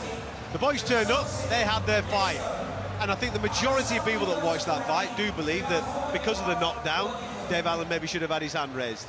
I totally agree, yeah, Dave Allen should have had his hand raised, and I stand by that, you know, and you're right, it's not a personal attack on Johnny, or Johnny Fisher Senior, who we think are beautiful people, and as Adam Smith just pointed out, they built up a tremendous brand and a huge legion of fans that follow them around, and you can understand why they do that. I was invited to their house to have one of the Chineses with Gareth A. Davis. What a wacky night that was. Can't go into that too much. That was a little bit nuts. There was so much Chinese there, you wouldn't believe it, but they're a lovely family. But as it stands, I felt that he lost the decision. He lost the fight. But what he did do is he showed lots of character. And he's at the beginning of his career, and this is all about development. And those fights, you know, mould you into the fighter that you're going to become. So listen, don't take it personally. Accept what we've said. We thought he won. The majority of people thought he lost, sorry. We all thought he lost. Get on with it, brush it down, we get the rematch, thank God. O2 Arena, thank you very much, because we all want to see it. It'll be absolutely nuts in there, and he gets to right the wrongs of the last fight. Are you friends again? Have you been back for a Chinese or not? No, I haven't had a Chinese, mate. Nothing. Not a chicken wing, not a rib, nothing. No egg fried rice. Maybe in the build-up to the fight, but I think, listen, I think it is the right fight, because they did give us a fantastic knockout in Riyadh. I think Johnny did take those 4 rounds until he ended up getting clipped by Dave Allen, who dominated between 5 and 9, and then Johnny did come on strong at the back end. But because of the controversy always sells, doesn't it? And I think these two guys absolutely should be getting back in the ring. So fingers crossed they can get that over the line and get that made, Spence. It's a great fight as well. You know, stylistically, it was a great fight. Both guys went out there, and this is prize fighting. This is what all these people are here tonight for. You know, we just witnessed a heavyweight fight there that was not particularly good, wasn't very entertaining to watch. What we saw out there in Saudi was entertainment. Both guys give us what we wanted to see. brilliant fight. The outcome was the outcome. Controversies caused rematches. We got it with George Groves and Cole Froch. That's how boxing come back to stadiums. We got that at Wembley. We saw what happened there. You know, I think that it's good for the sport of boxing that we get this fight on. I'm so pleased it's happening. Characters and rivalries as well. And I tell you what, they've got a lovely team, Mark Tibbs, Johnny Fisher, great story. But Dave Allen, since he's been with Jamie Moore, has looked fitter and he's got his mojo back, and that's fabulous to see. So hats off to Jamie and Nigel as well. Well, that's rumoured for May time, Fisher versus Allen. There's a lot of stuff that's already booked, and we're going to be getting in the not-too-distant future. Obviously, Feb 22nd, we're all extremely excited about what is coming up there. I'm loving the face-offs that they've been having recently, you know, where they sit down and do the gloves are off type style stuff between Dubois and Parker. Fascinated by that fight. Obviously, the main event is Viterbi and Bivol, the rematch of that, but the card itself, I mean, you two gentlemen have been covering boxing for a very long time, right? February 22nd, the best of a lifetime, definitely for me. I mean, you've been to a lot, Mr. Smith. I spent most of my Christmas going through history, going through the old cards. Don King giving us 4 or 5 world title fights, but most of them pretty one-sided. Frank Warren's big shows, Eddie Hearn's, Bob Arum's, so many great cards through boxing history. But I don't think there's been a better one than February the 22nd. From top to bottom, absolutely fabulous matchups. World titles, unbeaten records, you've got heavyweights, you've got pick'ems everywhere. It's just astonishing what Turki Al-Sheikh has done to bring it all together. I cannot wait to be out there. It's brilliant for boxing, and most importantly, it's brilliant for the fighters getting the opportunities and getting well paid. Yeah, no, listen, absolutely. Everybody wants to see fighters getting well recompensed, but I think purely from a selfish point of view, as a fan, I want to see the best fights, and the best fights absolutely are being thrown in on that card, and we're seeing a lot more of that now, aren't we? It feels like once every 4, once every 6 weeks, there's a big card for us to get excited about, which gets the juices flowing, which puts boxing on those back pages and gets the casual fan interested in the game. Listen, it's a changing of the times, and I think that Turki Al-Sheikh, Riyadh season, their mission was to bring old-time boxing back, where the best box the best, creating modern legacies, creating modern eras, and that was always his dream, you know, to do that, and I think that he's successful in doing that right now. I mean, look, guys, go back to February the 22nd, yeah? You look down the card, right, when would you have ever seen Joshua Buatsi versus Callum Smith, WBO interim world title fight at the bottom of the bill? I mean, come on, man, that's insane. That would fill any state, any arena in this country. Yeah. That is a top-class fight. That is the magnitude of this card that we've got. Better be Evan Bivol 2 is the 2 best. That is the best pound-for-pound fight in the world today. Daniel Dubois versus Joseph Parker. Wow, 50-50, man. I mean, that is an incredible card. Well, just on that, on the Dubois-Parker scenario, and this is the thing that has really reinforced my faith in what Riyadh season Turki Al-Sheikh is doing in boxing. I want boxing to be meritocracy. I want people to be able to go out, have 1, 2, 3 fights of a certain level and absolutely earn their opportunity. For years I've been moaning about sanctioning bodies and maybe people getting opportunities when I personally didn't believe that they deserved those opportunities, and the champions aren't necessarily fighting the best guys. If you look at that heavyweight fight, the bar Alexander Usyk, just put him to one side, the 2 in-form heavyweights right now that are doing the business are Daniel Dubois, Joseph Parker. Look at the last 12 to 18 months. It's fantastic that these two are meeting each other. Once upon a time, Adam, sanctioning body politics would have got in the way of this and said, well, he's a WBO interim, so that's not going to happen. We're going to go down this route. But no, Turki Al-Sheikh's come along and he said, well, I'm looking online and the fans all want to see this. So there's the money. Let's go. Let's make the fight. Frank Warren, Eddie Hearn, Oscar De La Hoya, everybody under one umbrella, and the big fights being made. It's a terrific matchup. Daniel Dubois in form, IBF champion, coming off that huge win just over the way against AJ back in September, and Joseph Parker reinvigorated under Andy Lee. Incredible wins over Wilder and Zhang. He really fancies this, Joe. It's a brilliant matchup. It's the best that can be made, you're right, outside of Alexander Usyk. And what I love about what's happening and what Turki Al-Sheikh's doing, he's taken over the Ring magazine, the Bible of boxing.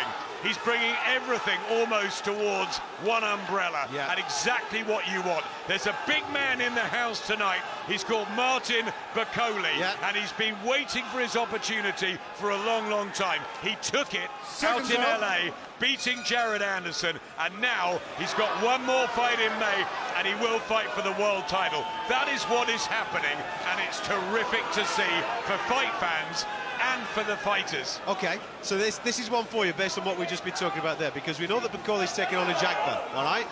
And they've classed that as an IBF eliminator, haven't they, for the championship belt. Does the winner of Dubois-Parker fight Usyk, or does the winner of Bakole and a Jagba fight Usyk, or do they fight for the world title? How does that all play out? Well, it's a final eliminator, isn't it? A Jagba versus Bakole, so rightfully he should get that shot next. I don't think that will happen. I think the winner of Parker versus Dubois would possibly fight Alexander Usyk. But here's one, right? But that's what I like, because that makes the most amounts of sense. Absolutely.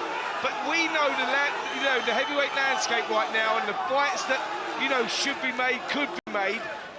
Anything can happen. Like, we don't know where Alexander Usyk's going. We don't know what Anthony Joshua's doing right now. He's sitting out. He's keeping a close eye on things. He wants to see where that lands. There's talk of Martin Bakole, Anthony Joshua going out to Africa, recreating history with Muhammad Ali and George Foreman. The last time that fight happened in Africa, October 1974, that's, we could be getting that again. And that's brilliant, Spencer. But Adam rightfully says the casual fans are coming back. So that means it's Fury Joshua. You walk down the streets, they're the two names that people still talk about. Absolutely brilliant if we get that fight this year. No, absolutely. But with Tyson Fury being retired, being out of the game, there's a bit of action going on in the ring right now. Let me just cross to John Rowling. Everybody was looking in the ring. So, John Rowling, just explain what has happened. Well, your conversation was fascinating, but what happened up in the ring was extraordinary. It was a cruiserweight contest between Scott Forrest from Edinburgh up against Errol Ignat, a Moldovan who's based now in Wembley and fights out of the Peacock Gym. Forrest had started quite well. He aimed a big shot. He was caught by Ignat. His legs wobbled, and the big man from Wembley, when he saw his opportunity, he just steamed in, rained punches on Forrest, and the referee had to step between them, end the fight, and it was all over in the opening round. What a dramatic contest. We thought it might sort of drag on towards the end of the programme. Not so. Sorry to steal your thunder there, lads, but that was quite good. No, not at all. Both guys undefeated, 1-7, 1-8. Brilliant matchmaking once again, and as you've just said, the Moldovan, now based in the UK, took his opportunity and got the job done against Scott Forrest. Bit of an upset there for you boys. But as I was just saying, let's get back on heavyweights whilst we were talking about Tyson Fury. Right now, we've got to take his word that he's not in the game no more. Anthony Joshua can't sit there and be waiting, is it happening, is it not happening? So the first question is, Anthony Joshua well, Spence, right? Does he class himself still as a top contender that could go on to become world champion again? Absolutely, and let me tell you where Anthony Joshua's at right now, He's sitting there waiting to see what's happening with this heavyweight landscape right now, as a lot of the heavyweights in that top, bracket are. Anthony Joshua is willing to go to Africa and recreate history and fight Martin Bakole. People say, oh, that doesn't make commercial sense. He's not about that. He's about legacies and history and fighting the best. He doesn't care who he fights. Yes, commercially, Tyson Fury, Anthony Joshua, that's the fight we want to see. AJ's back in the ring, by the way, at May/June. You'll see him in the ring, May/June. Who that will be... Okay. Who that will be, I'm not sure. Will it be Fury? Well, this is the thing. This is the thing that Adam's just alluding to there, right? The fight is Anthony Joshua versus Tyson Fury, but right now Tyson Fury's retired, so that's what we've got to work towards. We've just been speaking about Martin Bakole. He's a fantastic fighter, but the body of work that Dubois and Josie Parker have done, for me, whoever wins that deserves the shot at Alexander Usyk. So we move in that direction. It's also, Adam, about what Alexander Usyk wants, okay? Of course. So he's cleaned up, he's got nothing left to prove. But I was in his camp in Gandia just before the second Fury fight, and he loves training, he loves competing, and loves fighting. So he's going to carry on. It's got to be surely the Dubois rematch for the fans if Dubois gets through Parker. But if he doesn't, what does Usyk do then? Does he fight Parker, or does someone like Jair Pattaya come out? Moses Itauma, they're talking about fighting for a world title this year. I mean, it's a magic pot. It is. Bakole will get his chance. It is, absolutely. But then with what you've just said, Spencer, about Anthony Joshua, if we're looking for a fight for Anthony Joshua, and he classes himself as a top contender, he has to go through the likes of a Martin Bakole. That's what he's got to do. Absolutely, and let me give you this. It's just come to me. Go on, Spence, give it to me now. So Bakole is fighting for the right to box for the IBF title against the Jaguar out in New York in May. He comes through that fight, now he's the mandatory, right? Alexander Usyk thinks, right, I want to box the winner of Dubois versus Parker. That's the bigger fight for me, that's the better fight. Oops, I've got to let go of that IBF title. Well, Dubois the IBF. I've got, I've got to let go of that IBF title, or Dubois got to let go of it. Or, no, I'm saying if he beats Dubois... Dubois the IBF guy? Yeah, So Dubois currently holds the IBF championship. So the mandatory's for Dubois. That's what the mandatory would be for. Absolutely, it'd be for Dubois, but you all know that unification's top trump all that. That's what I'm saying. And so if he decides to go that way, and the landscape lies that the IBF does become vacant anyhow, and we could see an IBF world title fight in Africa, Anthony Joshua versus Martin Bakole. What I'm saying is, all these things are possible. I know people will be listening and go, you're absolutely mad, but what I'm saying is, titles do become vacant if other fights get made and people can't make mandatories, etc., etc. It's just an option, and just anything is possible. We caught up with Martin Bakole this week, and we asked him who he was going to fight, and we lined up the names, and he said AJ, he beats him in 4 rounds, within 4. He said Dubois, 1 or 2. We asked him about Usyk. He said Usyk's a good fighter. That'll be 6. Okay, he's totally confident. He goes in there and knocks them all out. I'd love to see Bakole and Usyk. Listen, absolutely. Great fight. All these this is where we're going. This is the beautiful thing about the landscape of the game, because, again, I keep coming back to this meritocracy thing. I think people should forget the sanctioning bodies. They should go through the fights, the high-level fights. If you're successful in those high-level fights, you should absolutely be next in line for your shot. Right now, the perfect example of that is Dubois Parker are fighting each other. They're the informed guys. The winner of that absolutely deserves his shot at Alexander Usyk. Whilst all that's cooking over there, brilliant, Bakole takes on a Jaguar. If he comes through that, brilliant. Fight Anthony Joshua. If you beat Anthony Joshua, you're next in line, sunshine. Crack on. But that's what I'm saying, and I'm saying, so people that are saying, oh, that doesn't commercially make sense for Anthony Joshua, I know Joshua will take that fight. That is a fight that he'd want, and that is the fight that would happen in Africa, which Turki Al-Sheikh has got this burning desire to put a fight on out there. Can I throw another name into the pot here? Let's do it. I'm not sure we want to see him back, but Deontay Wilder is returning, the bronze bomber. Who'd you put him in with? He's a massive name. I don't know, AJ maybe? I mean, that's the fight that was going to be made. If you want a fight that's going to be electric, AJ and Wilder definitely is that. Hold on, guys, I'm going to throw one in here. Well, I'm not going to throw one in here. John Rawlings going to throw one in here. Go on, John. He's just whispered in my ear, and this is an absolute classic. Well, it's not impossible. Ngannou. Wow.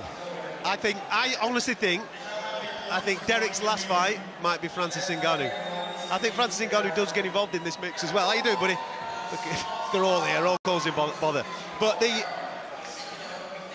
the landscape is exciting. The possibilities are exciting because the money's on the table. We can satisfy egos. We're all getting what we all want to see, and meritocracy seems to be getting rewarded. The big thing is... Sorry, can I just say one thing here?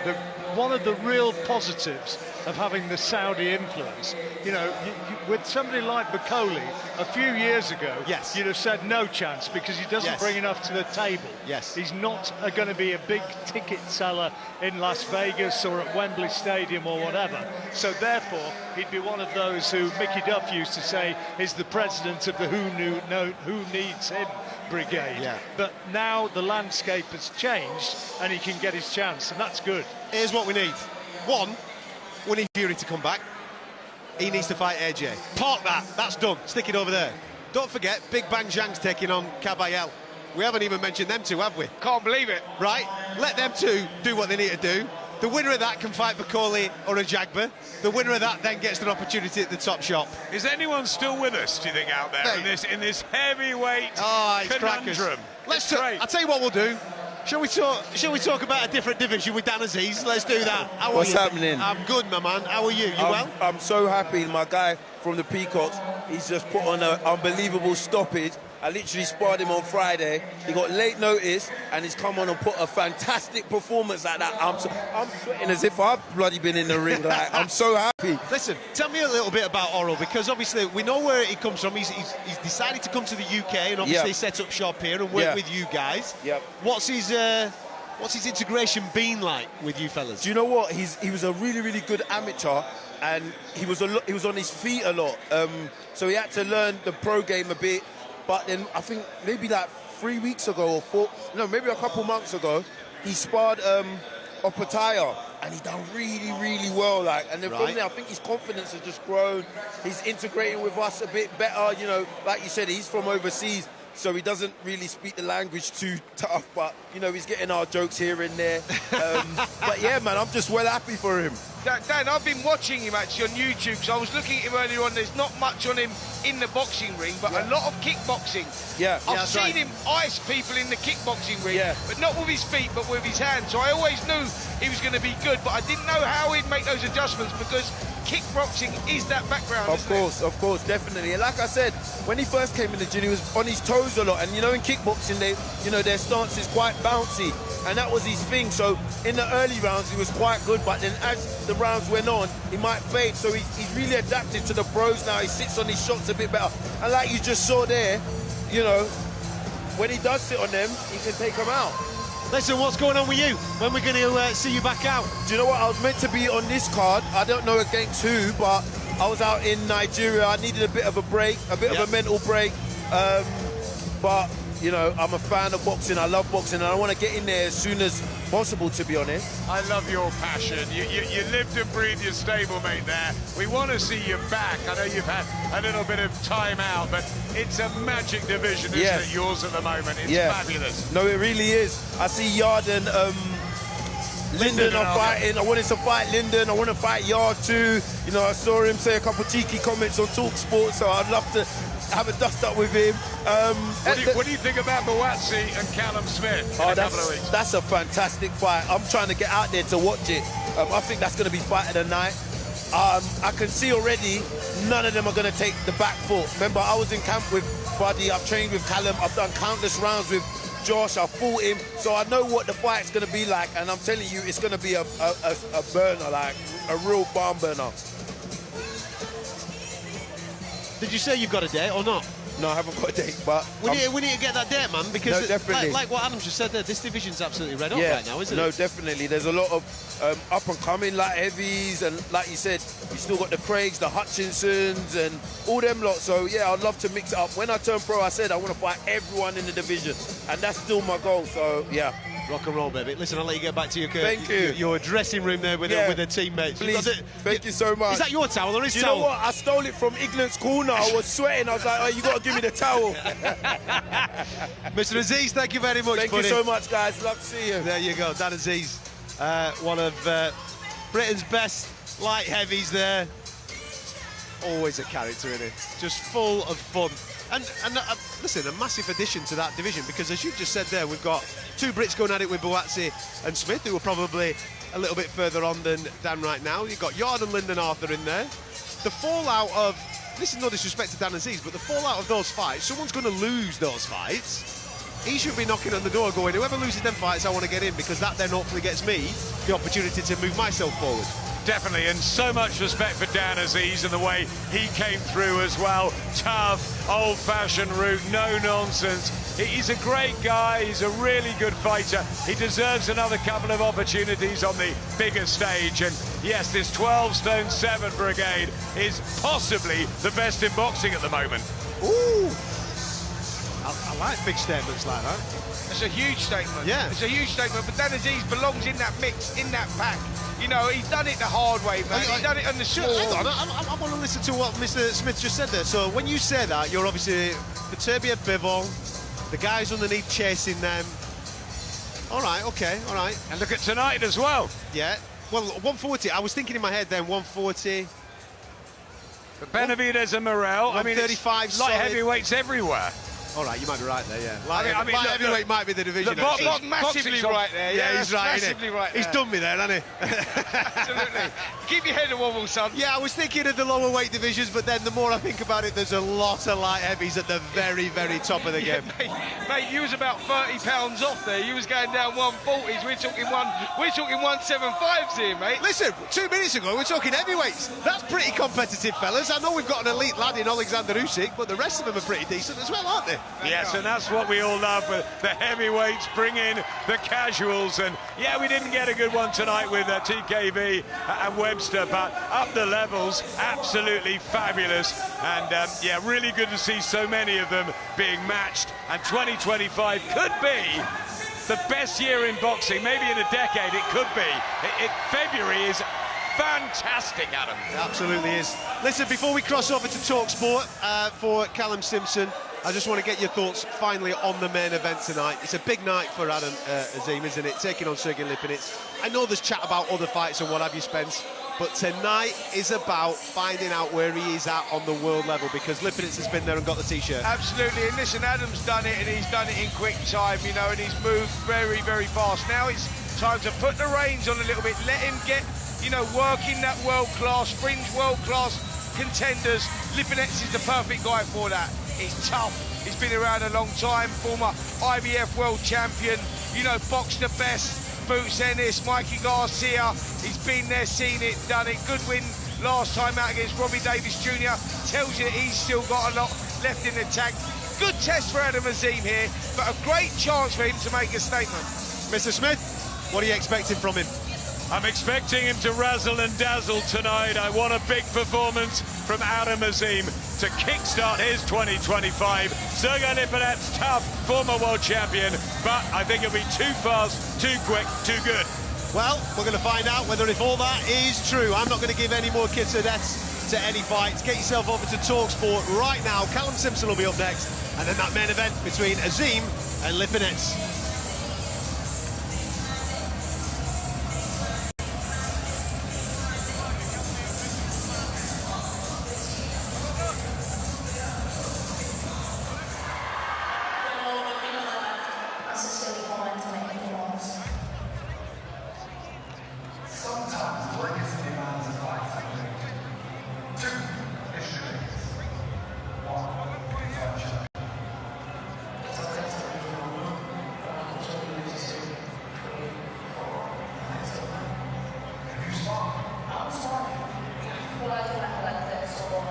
Yeah, I got you. You got Ed as well, co-ord. Nice one.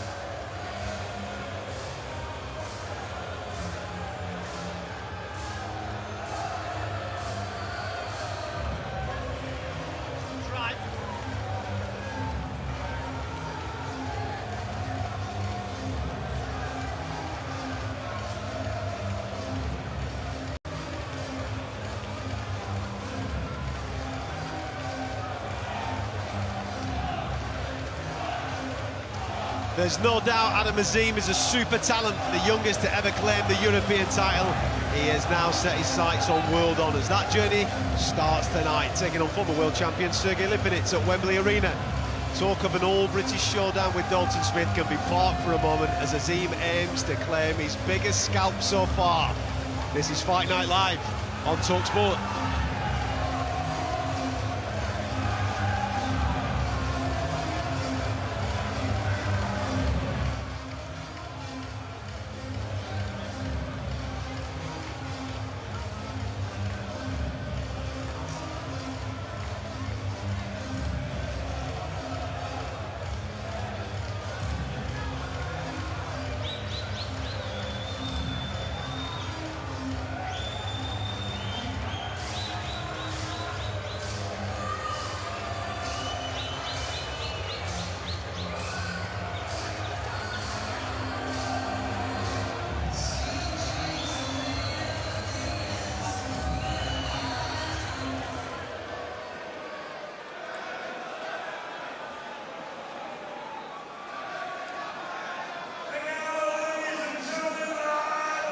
Welcome to Fight Night Live from Wembley Arena. I'm Adam Catterall. It is a pleasure to be in your company. Adam Smith alongside me, as is Spencer Oliver and John Rawley. We're live on talkSPORT and on the talkSPORT Boxing YouTube channel. So if you want to watch us live in the arena, you're more than welcome to come and join us there and get involved in the comment section. The reason why we're here, it's Adam Azim versus Sergey Lipinets. That's our main event. Coming up very, very shortly, Callum Simpson's going to be back in the ring. Only a couple of weeks since we last saw him taking on Steve Woodall. Tonight he's taking on Elvis Agogo as well. Looking forward to seeing him do his thing. But first and foremost, main event tonight, Adam Azim. Big test for him, Adam Smith. Tonight he's got to show up and really get the fans talking. It's a huge test, but you know who's just shown up at Wembley? Sean Porter and Amir Khan. It's a real electricity in here, Adam, and it's a fabulous night for boxing. Adam Azim with a huge test in front of him, the biggest of his career, as you've said. Fight number 13, he's undefeated, he's got it all, 22, been boxing for 18 years. He's speedy, he's classy, he's got a great ring IQ, he could go all the way, but he's got to get through Sergey Lipinets. Spence, you've been talking to Adam Azim this week, what's the demeanour like?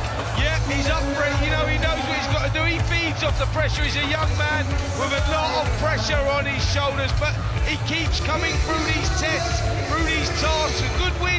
Last time out against O'Hara Davis, won that one in 8 rounds, and he's up for the task, he's up for the test. This puts him onto that world-class, level. That's where he is right now. Lipinets is a world-class operator. That's to come later on. Right now, you might be able to hear in the background the dulcet tones of Bob Marley, who is welcoming the challenger in the co-main event this evening. Elvis Agogo getting an opportunity to fight for the Commonwealth Super Middleweight strap tonight, held by Callum Simpson. He's just gone through the ropes there as Elvis. He's been a bit of a character all week, hasn't he, Adam? He's been absolutely brilliant. He stole the show at the press conference. He gave one of the great speeches, he really did.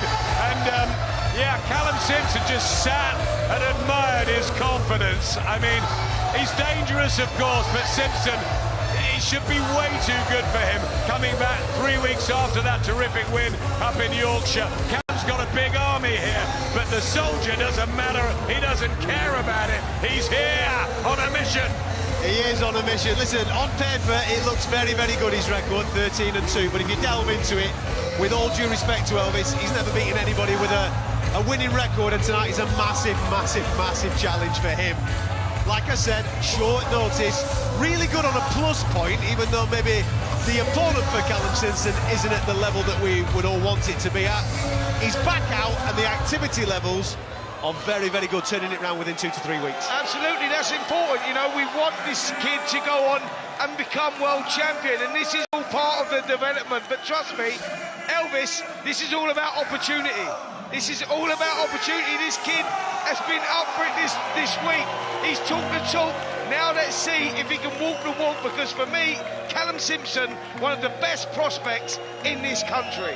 Well, the man from Barnsley is just hitting the top of the ramp there as he makes his walk down to the ring here at the OVO Arena in Wembley. I mean, we've all fallen in love with him, not only for his fighting style, but what has been happening to him outside the ring. You wouldn't wish it upon anybody, obviously going through the family bereavement, the death of his sister off the back of him winning. Obviously in Barnsley that night, she was so close to him, one of his cheap ticket sellers. She had an accident on holiday and he's sadly no longer with us, and now he's fighting on in her memory. I think a lot of people have really fallen for Callum Simpson over the last 6 months. You took the words right out of my mouth. I've fallen in love with Callum Simpson. He's a genuinely great guy. It's a tragedy what happened with his sister. They were super close. He's fighting in her memory, a little bit like Darren Barker did all those years ago. And Callum, he's got a huge support. He's just a lovely fella, and he can really fight. I think he's got superstar qualities. He's just great. He's great outside the ring. He's very, very exciting inside it. And he has time for everybody. Sparring with the likes of Kyle Davis, who I help out, and he's a young kid coming through from Stoke, and Callum's sort of like his big brother. They've got a great bromance going on there. He's just a super guy, and I really wish him well. Absolutely.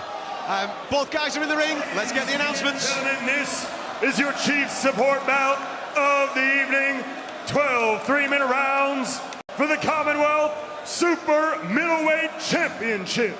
Promoted by Ben Shalom and Boxer, it is broadcasted live worldwide on Sky Sports with our supervisor in charge, Robert W. Smith, our area representative, Ben Harmsworth, our timekeeper, Mark Shannon, and our judges at ringside, Steve Gray, Mark Bates, and Lee Every, and our referee in charge when the bell rings, Howard Foster.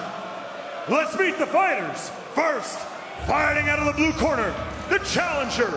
Wearing the camouflage trunks, he weighed in at 11 stone, 12 pounds, 5 ounces. He holds a professional record of 13 victories versus 2 defeats, with 12 of those wins coming by way of knockout. And he fights and represents Ghana. Ladies and gentlemen, Elvis, the Soldier Aorga. And now his opponent, the champion, fighting out of the red corner, wearing the white trunks with red trim. He weighed in at 12 stone even.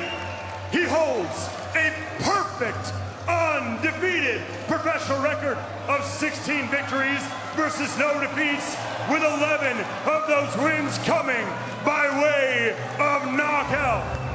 And he fights out of Barnsley, Yorkshire, England. Introducing the current reigning British WBA Continental and WBO Intercontinental Super Middleweight Champion, and tonight the current reigning, defending Commonwealth Super Middleweight Champion, ladies and gentlemen, Callum Simpson!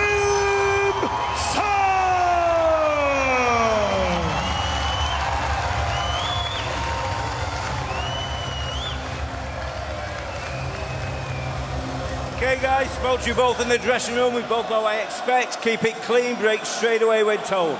Both of you watch your heads in close. Good luck to you both. Touch gloves. We're on the app, we're on your smart TV, and we are also on YouTube as well as the radio. You cannot escape talkSPORT this evening. Get yourself some Fight Night Live in your life. Adam Azim and Sergey Lipinets still to come, but right now it's the co-main feature between Callum Simpson and Elvis Agogo for the Commonwealth Super Middleweight title. And calling you through this fight, Spencer Oliver and John Rowling. Agogo has talked the talk. Now what can he deliver? Is he going to be good enough to absolutely put Simpson under any sort of pressure? We expect him to start fast, but it's Simpson who starts fast. Good jab and a body shot as well. And he's the one on the front foot, making Agogo give ground. Another jab, misses with a right cross, Simpson. Elvis ducking low, swaying this way and that, not landing anything of note so far. Little right hand. And then a left from Agogo does find the target. But it was taken only a glancing blow on the side of the head by Simpson. Simpson lands a good uppercut inside, right uppercut, looking for another one. Left hand from Agogo, who's a big puncher, that's unquestionably so, but boxing-wise, he doesn't look as though he's in the same league on the basis of what we've seen in the first minute. No, it's just wild and he's crude, he's short, he comes throwing punches from down low, and Simpson has to be careful here because he's come out, started very fast, clusters of punches, good body shot, went in from Simpson there, but Agogo counter punch with a left hook. So yeah, good start from Simpson, but got to be careful. Agogo did get through with one left hand.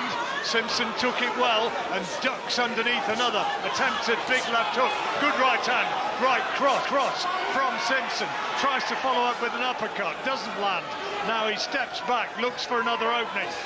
And there's nothing back from Agogo apart from a half-hearted jab. Simpson now leads off with the right hand. Fought momentarily out of the southpaw stance. Pause with the left lead. Agogo misses with left hand and then a right cross, real crude shots. Chopping right hand from Simpson, landed on the side of the head, and it looked as though it was a good shot. And I think that it might be that the African felt the weight of that one. Yeah, rapid start here from Callum Simpson as he walks forward, throwing clusters of punches to the body and the head. Agogo covering up, doing a good job of missing most of them, but some of them are getting through. Simpson trying to throw fast flurries of punches. Agogo misses with another big right hand. Simpson beckons him in and says, come on, have a go. And as he does so, he tries to fight out of a corner, and he's trapped on the ropes by Agogo, and Howard Foster, the referee, has to split them, come between them. Simpson has a few words with Elvis, and Elvis didn't like it much. Pushes Simpson away. Another couple of pitter-pat jabs from Simpson, misses by a right cross to follow up as we move into the final 15 seconds of the opening round. Simpson's trying to find an opening for the big, powerful right hand, but he's not really landed it. A couple of powerful shots aimed from Agogo, but they were short of the target, only glancing blows. We're coming up towards the bell, and there's the bell to end an interesting round, which I think I give to Simpson, but there was doubts there. There were worries of what was being created by the Ghanaian. Well, no shortage of action there. Both guys have been talking that was what was going to happen in the opening of this contest, and they both delivered. Agogo come out, met Simpson right in the centre of the ring, and he was winging those shots away. He's crude, he's wild, you know, not the typical textbook type of stuff that you get from a boxer, but he's winging them in, and that's dangerous. Simpson started so fast, clusters of punches, worked the body well, worked the head well, but he is in the pocket, John, and he has to be careful of that. Callum Simpson round, but Agogo looks dangerous. Yeah, he was not far off the mark with a couple of very big potential headshots, and I think they just need to calm Simpson down a bit in that corner. He obviously wants to impress his travelling army of support who've come down from South Yorkshire, but they just need him to pick his punches perhaps a little more effectively than he did in the opener. And the first scoring shot of the round comes from Elvis Agogo, left hand, which was partially blocked by Simpson, who's not really throwing his jab with authority. He's using it as a pawing shot and a rangefinder for the right hand rather than an authoritative shot that he's punching through the target. And he's not really doing that very effectively so far. And here comes Agogo again, trying to throw big shots in the corner. Simpson blocks and then lands a good right hand as his own as he comes off the ropes, and another one, and Agogo tries to fight back, putting huge swings in, but the most meaningful shot there was that chopping right hand of Simpson's. Yep, Simpson with the height and reach, but he's choosing not to use that at the moment. He's sitting in the pocket with Agogo, both guys trading blow for blow. Simpson the one coming off better at the moment as he pulls out that jab again. And now it's Agogo who beckons to Simpson. Come on, come and have a go. And he throws a big left hook of his own. Simpson blocked it easily and then went for a big right hand as well, and the left hook. All missed those from the Ghanaian. And now Simpson back boxing. Throws a jab and a right uppercut and a left hook to the body. Good work from Simpson. Yeah, switches the attack to the head as well. Great work there. Good repertoire of punches from Simpson. Body, head, rapid hand speed as well. Agogo loops a right hand over. Lazy right hand that misses, but a body shot goes in from Simpson again. Much better work this in the second round from Simpson. Switches to southpaw now, leading off behind the right jab, then goes back to orthodox. And Agogo looks a little bit perplexed by the change of style. Misses with a big left hand and a wild right hook which flew over Simpson's head. Simpson waves him in and says, come on, you want to go toe-to-toe with me? I'm ready to do it. Good little spell there from Agogo. Simpson got to be careful here. He landed a good left hook. Right hand, Simpson meets him in the centre of the ring, trading blow to blow. 1, 2, 3, 4, 5, 6 punches there. going from Simpson. And a good uppercut as well, finishing the combination. Now Agogo's right in his face, almost got his head on the chest of the Barnsley man, who complains momentarily to the referee. Let's get his head out of this. And Howard Foster agrees and steps between them and splits them, and the action continues with Simpson. Another couple of jabs. Not really thrown his jab, I don't think, how some might have wished, but he now does land a right hand with Agogo off balance as he did so. Good left to the body as well from Simpson, and he took the opening round. He's taking this round as well. But Agogo, Adam Smith, has had his moments. What a thrilling 6 minutes. I tell you what, Callum Simpson said at the press conference after that incredible speech from Elvis, he said, a little less conversation, a little more action, and that, John, is what we're getting. Callum Simpson has come out because he wanted a 2-3 round stoppage very, very fast. You hit it on the head. I'd like to see him calm down in that corner, go back to his jab, utilise his boxing skills, because this African is a handful. Yep, and he still believes, certainly, he's got power and he's dangerous. Callum Simpson ahead. We've given him the first 2 rounds. This is our main support Commonwealth super middleweight title fight. Callum Simpson, the champion, against Elvis Agogo from Ghana, and our main event yet to come, Adam Azim against Sergey Lipinets, and it is 2-0 here in Simpson's favour. Yep, Simpson dominated those first 2 rounds, but Agogo by no means is out of it. He had his successes, he had his moments, and most importantly, looks very, very dangerous. The shorter of the 2, winging those shots over. Simpson, got to be careful, but in control at the moment. Very strong is Agogo, physically strong, and clearly takes a shot as well. But he's just pawing with his jab. Simpson, he's not punching through the targets, as I'm sure his coach and his management would really like to see, to create the openings, to seize dominance in centre ring through boxing rather than just aggression. And here comes Agogo again, throwing wild hooks off target, and then a little bit of showboating as he does a little bit of a bicycle kick as he comes in towards Simpson and lands 2 solid left hands. Back comes Simpson with a left to the body, but Agogo is still on the front foot. Yeah, he's tough, Agogo. He fancies this showboating. He's calling Simpson on. Simpson's got to be careful that he doesn't fall into the trap and go into the pocket where Agogo is dangerous. Simpson needs to settle down, get behind the jab, create that space, keep the distance. Referee Howard Foster spotted Simpson using the elbow in close. Agogo said something as well in the subsequent exchange, and Howard Foster also told him to shut up. Here comes better boxing from Simpson. Good combination, and Agogo misses with an attempted left hook counter. Good right hand from Simpson, who's really going at him in a macho style. He had to walk through a right hand, and now a big left hand.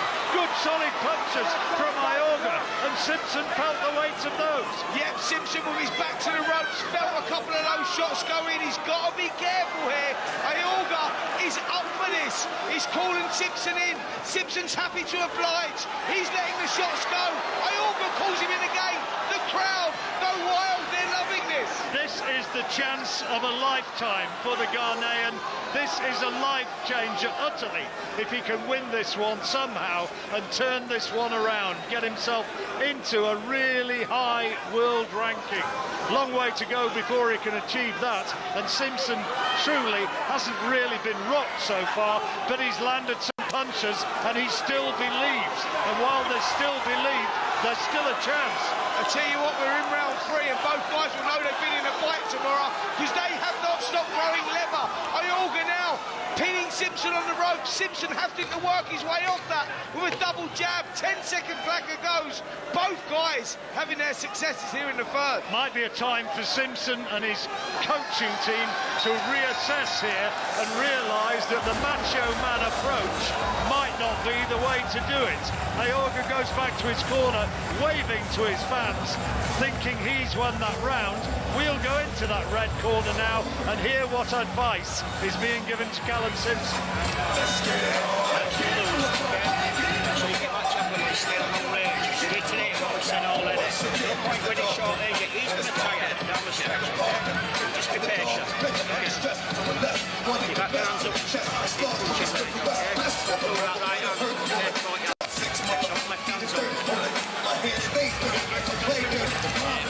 First 2 minutes was brilliant. Boxing was brilliant. Don't get caught in. Well, I'm not sure how much you can make out. I couldn't hear a huge amount of that, but I tell you, it was a bit too ragged.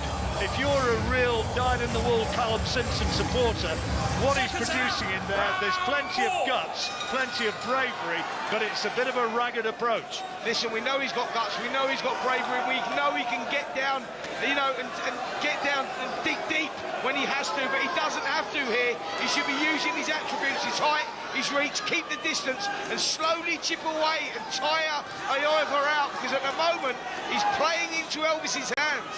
Did you give that last round to Agogo? Did he do enough? No, I give it to Simpson, but it was a much closer round. Agogo had his moments, he got close, he landed some good shots, but Simpson may have just edged it. But this is a great fight. Simpson trying to put his punches together in a more orthodox sort of manner here in the early stages of the fourth round, as Agogo misses with another couple of big hooks, a right hand and a left hand, whistling through thin air. The two fall into each other. A little bit of fatigue for the first time, maybe just starting to set in. And Simpson trying to keep this high work rate going, but he can't find the clean shot to the head of Agogo, who complains that he was dragged on around the back of the head by the left hand of Callum Simpson. Yeah, this is always going to be tough. I think Simpson chose to make this tough as he flicks out the jab and again just falls short, but you know that he just wants to get inside and work those combinations, and he does get inside. Body shot, Agogo comes back. Agogo is tremendously strong, aims another big left hook. It was the left hook which was the scoring shot. Simpson misses with a right hand, and then a jab, misses with an uppercut. Agogo comes back, comes boring in with his head, and you think you heard Howard Foster shout, "Watch your head, watch your head." Good body shot from Simpson, left hook and another one. Agogo waves him in, and Simpson feints to throw a big bolo punch with the right hand. It's good work again from Agogo, coming in bravely, but he takes shots as he does so, and Simpson is starting to really put his punches together. But how much of a dent is he putting in Agogo? Another big right hand lands flush on the side of the head. Yeah, 50 seconds left in this fourth round, and it's been all action again. Simpson getting the better work off here. Agogo calling him in, but was that kidology? Is he starting to feel the pace? I get the impression that he maybe is. He's not quite throwing the punches, the hooks, with the ferocity that he was doing early on, and he's having to take more and more from Simpson before he gets the opportunity to throw. There, and as in evidence, he misses with a tired-looking left hand and then a ragged right. Two jabs from Simpson and another one. Agogo short of the target with a left-hand counter of his own. Into the final 10 seconds, and this is another round for Simpson. Yeah, best round of the fight so far for Simpson now. Dancing up on his toes, he's settled down, got himself into a rhythm. Adam Smith, I'll bring you in here. Much better round there for Callum Simpson. He had a very weary look from the soldier as he wandered back to the blue corner. Callum Simpson has really established his jab. The feet look good. He's starting to box his way in. It was all a little bit helter-skelter in the first 5 or 6 minutes. Really exciting fight, but I think he's just beginning to make that dent into Elvis. A little bit less action from the man from Africa, and Callum Simpson just settling down. Remember, John, as well, only 3 weeks, so he's not had a full camp, Simpson, but he's on his toes and he's boxing well. You're listening to Callum Simpson against Elvis Agogo here, the Commonwealth Super Middleweight title fight. Simpson is ahead. It's been a brave effort from the African, but he's not done enough yet. We're at the OVO Wembley Arena in partnership with USN, your partner in performance. Visit usn.co.uk. Yep, Simpson starting this round better, hands held higher, just looking now to work behind that jab. Agogo with that high style, coming in low, trying to close that gap. But this is better work here from Callum Simpson at the beginning of the 5th. Yeah, and he's throwing that jab with so much more authority than he was early doors. A couple of body shots as well from Simpson, and Agogo just falls in and the referee pushes him back. No nonsense, very experienced referee now, Howard Foster, pushes him back out of any sort of area where he might be able to play a part with his head. Another couple of jabs from Simpson, who's up on his toes, switches to southpaw, jabs with the right hand. Good boxing there from Simpson on the far side of the ring in front of the neutral corner. Yeah, that's much better from Simpson, slowly, systematically breaking him down here, landing some good shots to the body and the head. This is a big barrage of punches, and Agogo for the first time looking in a little bit of trouble. He tries to come back, but he's not getting through anything. So brave, so committed, but momentarily I just sense that Aoga's legs just stiffened slightly. Right hand from Simpson, and Agogo now wants to hold on and to buy a second or two, and out of the break it's a right hand from Simpson and a left hook to the body. Real high pace that there's been. Tremendous right hand from Simpson. Agogo walked straight into it. I thought he was going to go down, but he didn't. But he's still on unsteady legs, and Simpson's looking to take him out here, and he goes down. Left hand, right hand. Aoga's on the canvas. The brave man is on the seat of his pants. The count's at 8. Is he going to get up? And the referee says, no, you won't, you weren't up. He pats his head in a moment of consolation. But I think Howard Foster was right in front of him, knew that the time was good, that the end was right. And in the end, Callum Simpson produced a wonderful, sustained attack there, picked his punches beautifully, precision, power and speed to take this African out there. And that, believe me, was a good win for Callum Simpson, because he was then against a very, very real-life challenger. Well, listen, that was entertainment at its best. You know, I think Callum Simpson, he'll be guilty of maybe being a little reckless in those opening few rounds there, but when he settled down, he found the range with a jab, he worked out, I don't have to go head-to-head here, I can create the space and slowly chip away, pick the shots with those clusters of punches and break him down, and that's exactly what he done.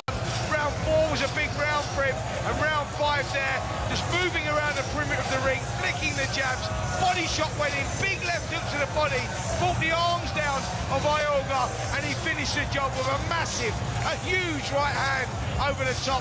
Referee Howard Foster done the right thing there, John, by stopping the contest.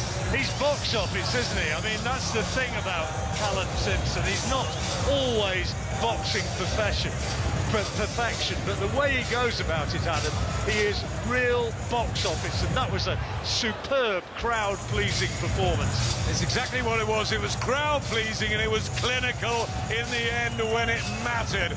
Real fan-friendly fight. Callum Simpson elected to stand in the pocket and trade with a heavy-handed Elvis. And I tell you what, the way he finished that, he's oozing class, Callum Simpson. And did you notice, as soon as the fight finished, he went straight over to the blue corner.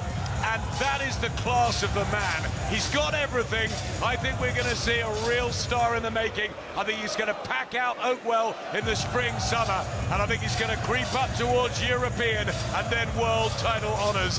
This guy is going a long way. Between us, we've watched a lot of very fine super middleweight champions from these shores over the years, and this is another one. He's by no means gone as far as he's going to go yet. This is a genuine star in the making. It wasn't a perfect performance tonight, but it was so exciting. And he's come out here with the title. He is the winner once again, and that's shortly going to be confirmed by Big Mo. The two fighters are side by side in the middle of the ring with referee Howard Foster. And in a moment, that result is going to be confirmed, and a moment of joy for a small army of travelling fans who come down from South Yorkshire to watch their hero in action. And I'm sure at some stage he'll have a major world title fight back there in Barnsley.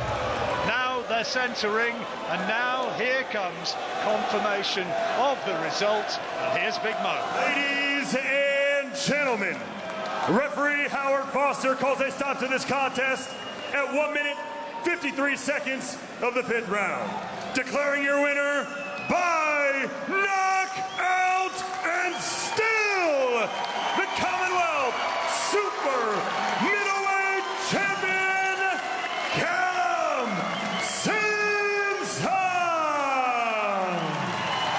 It's what these people are paying the money for. They want to see knockouts, and Callum Simpson keeps delivering. That's 2 within a 3-week period as he gets the Commonwealth strap wrapped back around his waist. Still to come tonight on talkSPORT, Adam Azim takes on Sergey Lipinets. Don't be going anywhere, because Fight Night continues next.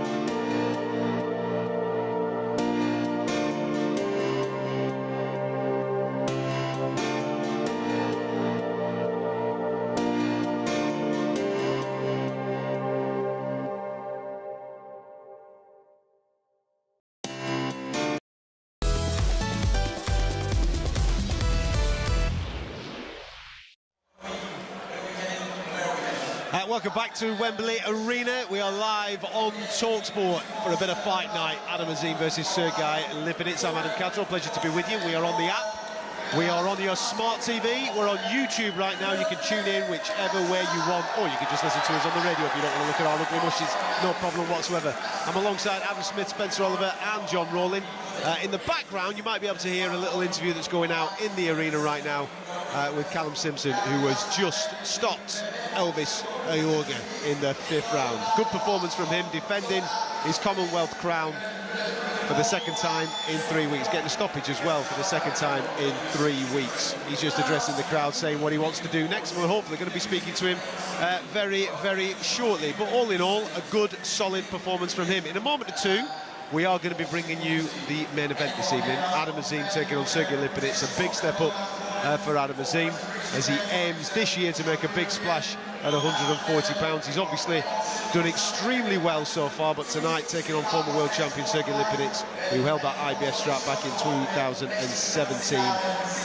Fought the likes of the Mikey Garcias of this world, so it's going to be interesting to see where the barometer is on Adam Azim. We'll find that out a little bit later on here on talkSPORT. We've had a decent night so far. Some fights have delivered, some fights haven't, but that's the nature of the game, nature of boxing.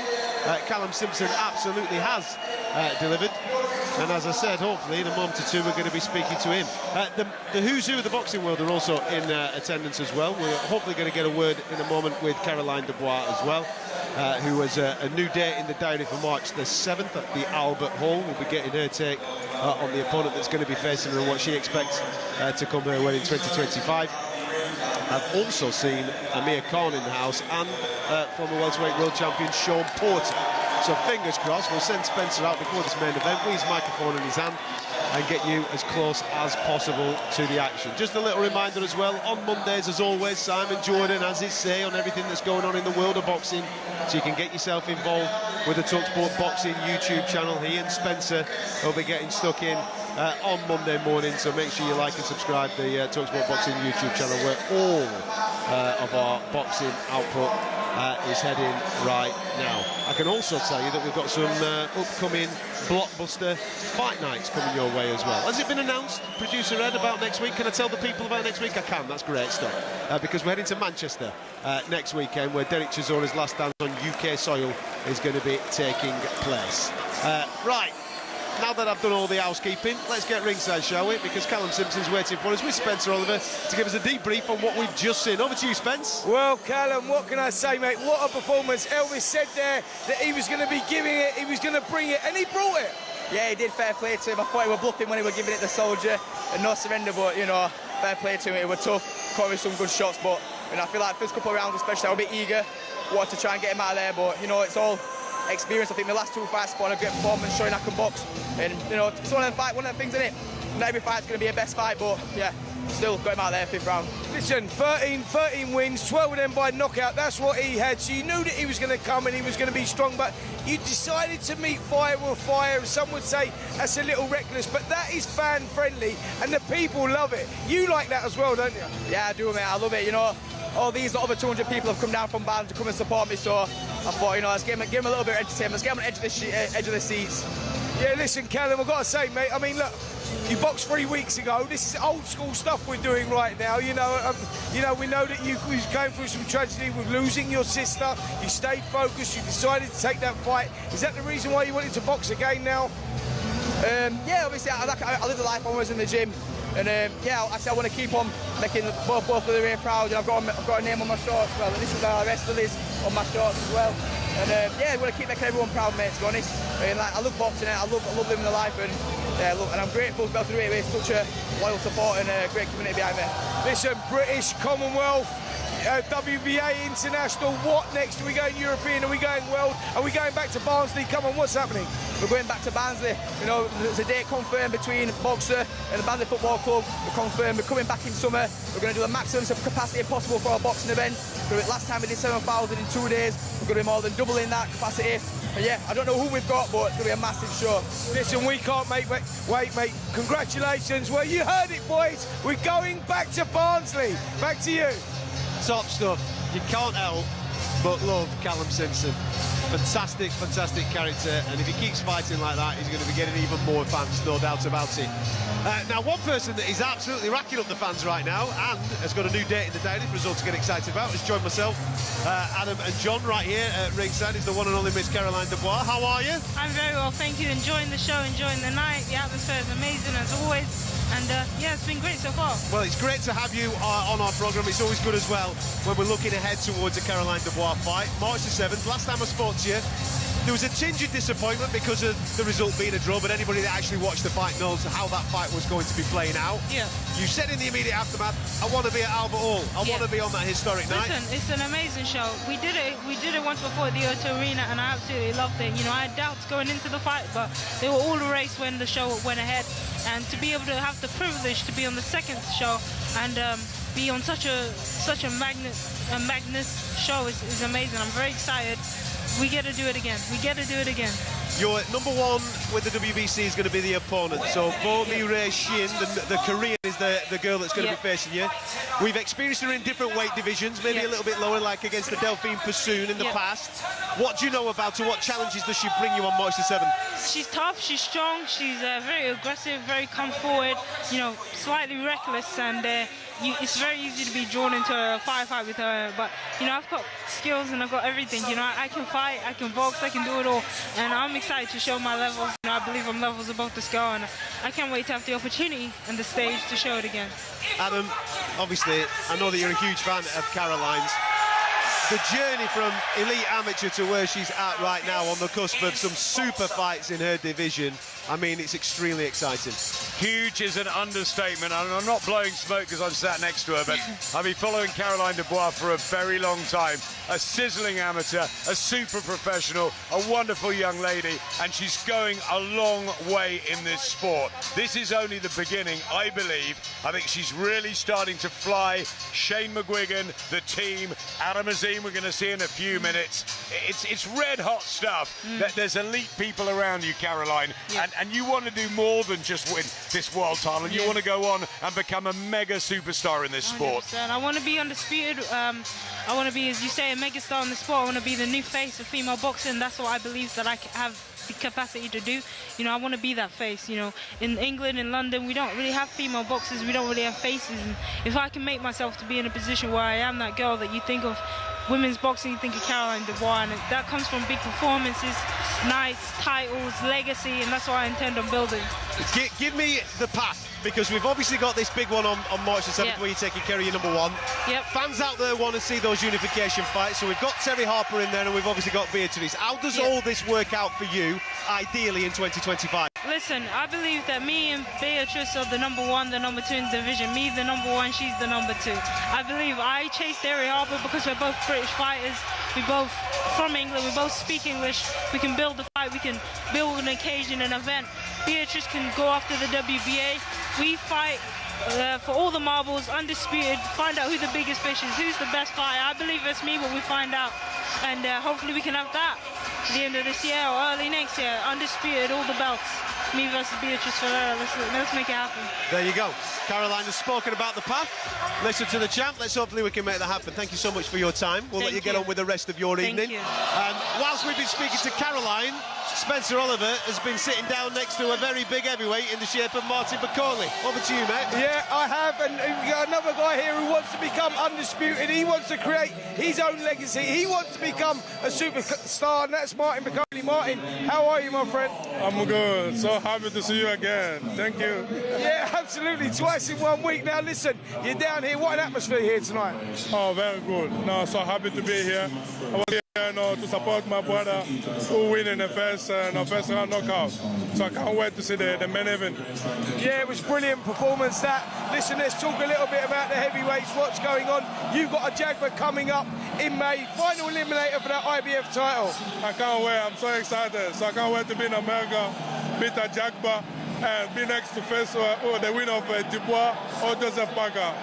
Yeah, listen, I know that's a fight that you want. There's talk of you fighting Anthony Joshua, Alexander Usyk. You fancy them all, don't you? Of course, yeah, I want that big fight. Thank God, and I have Excellency who say he wants to see me to fight Anthony Joshua in Africa.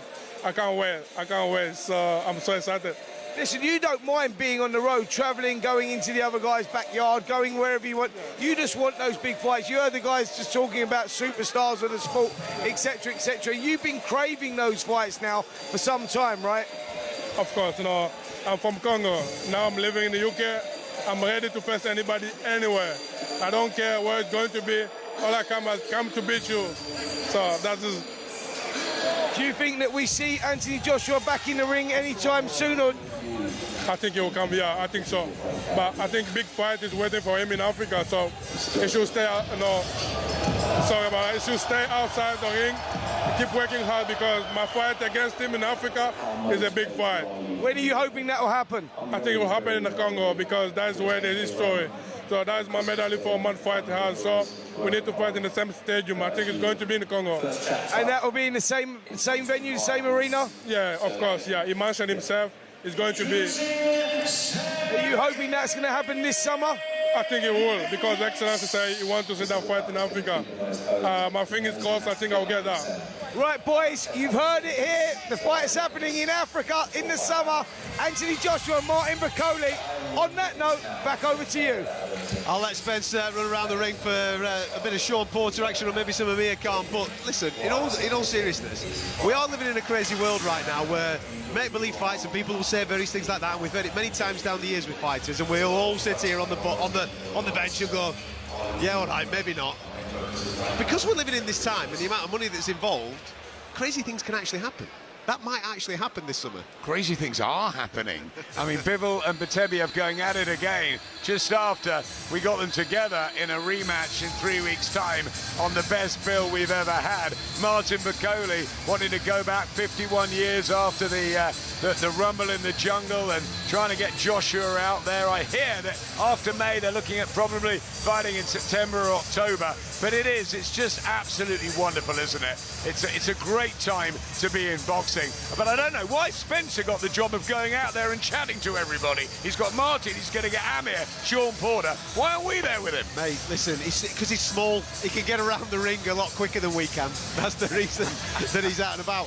Who are you with at the moment, Spence? Come on, get the microphone up on Spencer and find out what he's up to. Are you doing any work, or are you just hanging out with your mates? Listen, what are you doing? Listen, boys, yeah, I am doing work. I'm just floating around. I'm waiting for Amir Khan. I'm waiting for Sean Porter. But I'll tell you what I will do. I'll give you the next best thing. I'll give you Ben Shalom. Go on, then. He's the promoter of tonight's show. Ben, how are you doing, my friend? The promoter of Martin Bakole. That's what I want to be known as. Listen, we've just done Martin Bakole, and Martin Bakole's just said... #1 heavyweight in the world. He's just told us, he's just leaked the news. Him and Anthony Joshua, Africa, in the summer, it's going to happen. It's done. I'm hearing he's signed and we're off to the Congo. Listen, Ben, you put on a fantastic show here this evening. Now we've got the main event coming in. Amir Khan versus Sergey Lipinets. What a fight that looks like it's going to be. Listen, it's a huge fight. It's a huge... Sorry, Amir Khan. Sorry, Adam Azim. I'm looking at Amir Khan. Adam Azim. Look, it's a huge test. It's a massive moment in his career to step up to world level. I don't have any nerves. I get nerves with fighters, but I know he's putting the work. I know he's ready. I know he's ready to make a statement. It's a huge moment, as I say, but he's calm, and I expect him to show his world class. Ben, there's been a lot of talk about Adam Azim and Dalton Smith. You know, is the fight going to happen? Will it happen before they box for world titles? Can you clarify, will that happen, or were you going to go on that world title route first? Listen, I don't have a crystal ball. I'm focused on Saturday night. Of course, the fight's going to happen at some stage. But as I say, I'm in the Adam Azim business, and I think his yardstick, where he wants to go, is the Ryan Garcias, is the Devin Haney's. His yardstick isn't Dalton Smith. I think that fight will happen in the next 12 months, but we'll see when. What is the roadmap for Adam now then? Is it world titles? Do you want world titles by the end of the year, or do you want to keep him at this sort of level? Listen, this is a huge level. At 22 years old, to be boxing for an IBO world title against a former world champion like Sergey is huge. It's only now, after this fight, can we look towards world level. He always wanted to break records. He said that the day he signed. He wanted to be one of the youngest ever world champions to live. And I think he can do it. So let's see what happens tonight. But world titles for sure in the next 12 months, that's the goal. April 26th, Chris Eubank Jr. versus Conor Benn. Come on, mate. What a fight. Oh, listen, it's the fight, it's the event, it's the fight that everyone's talking about, it's the event that everyone's talking about. I've never been involved in something so big. I think it's the biggest fight that you could possibly make right now, and I'm looking forward to Chris Eubank. I said we're extremely confident. We think it's an easy fight, really, but a massive fight. An easy fight, yeah? I think so. Well, on that note, I'm going to have to throw it back over to the boys. Boys, back over to you. He's in the mix, he's Spence there enjoying himself, isn't he? Lots of things to talk about. Regarding the conversations about Adam Azim and Dalton Smith, of course we're getting ahead of ourselves because we've got a hell of a fight in front of us right now for Adam Azim against Sergey Lipinets. Of course every single fight fan wants to see it, Adam, but it feels like to me if they're not going to fight each other pre-world title, I think both of them kind of need that, you know, the high-profile name fight before then you start mixing them with the Valenzuelas, the Puellos, the Hitchins and the Lopezes who are the world champions. Is it worth, let's say he looks spectacular tonight, he comes away from this and we'll go, wow, he looks amazing.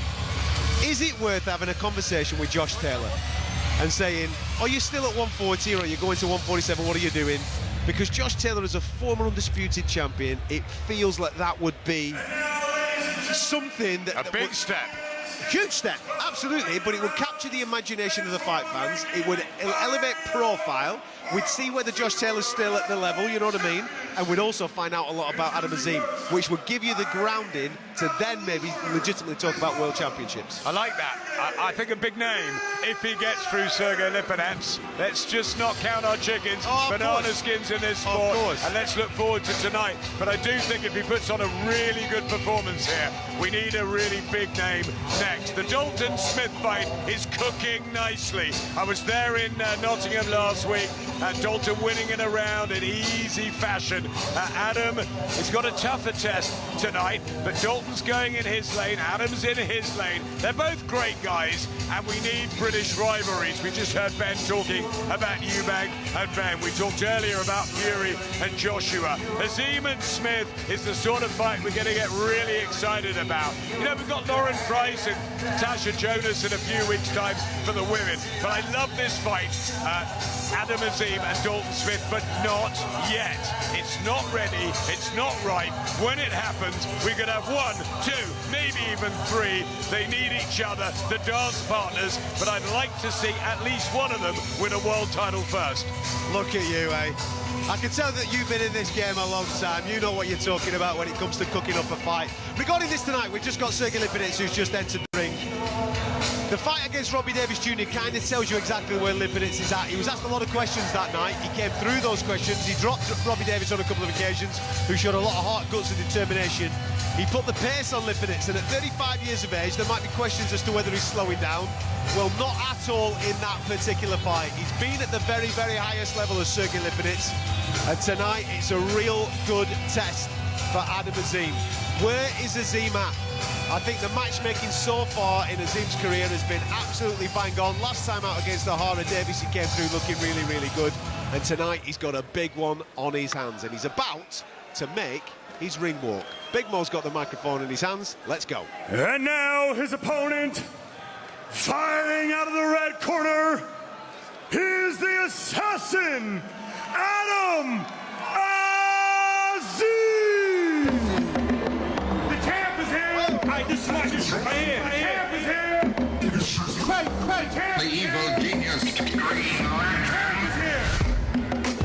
The champ is here. The champ is here. The champ is here.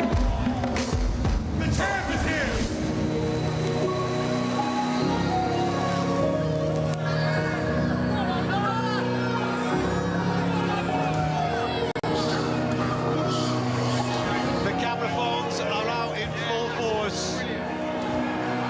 As Adam Azim, the boy from Slough, 22 years of age, makes his walk here in Wembley at the OVO Arena. Draped in black garments, white boots as he jumps through the ropes right in front of me. He has the aura of a very, very special talent. A very calm, calculated young man. But when that bell goes, speed is his biggest power. Fascinating guy when you speaks to him. Obviously, he speaks quite a lot about being challenged by learning difficulties at school when he was younger.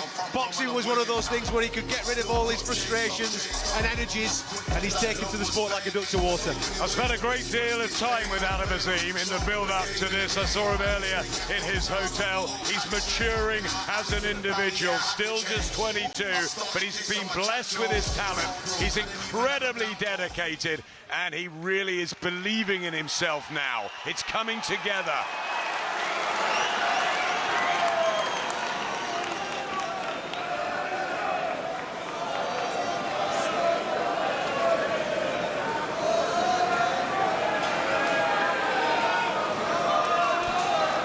Ladies and gentlemen, this is your main event of the evening.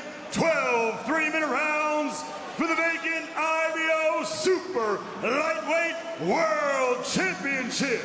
Promoted by Ben Shalom and Boxer, it is broadcast live worldwide on Sky Sports. Presented by our official partners, Betfred, Riyadh Season, That Prize Guide, and Hell Energy. Our supervisor in charge, Andre Van Grutenbroek. Our area representative, Ben Harmsworth.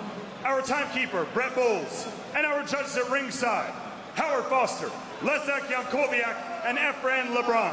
And our referee in charge when the bell rings, Steve Gray. So, for those of you watching around the world on Sky Sports, to those of you joining us right here in London, are you ready to make history? Let's meet the fighters. First, fighting out of the blue corner, wearing the black trunks with gold trim, he stands 5 feet 7 inches tall. He weighed in at 10 stone even. He holds a professional record of 18 victories versus just 3 defeats and 1 draw, with 13 of those wins coming by way of knockout.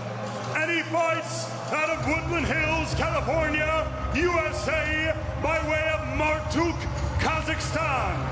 Introducing the former IBF Super Lightweight Champion of the World, Sergey the Samurai Lipinets.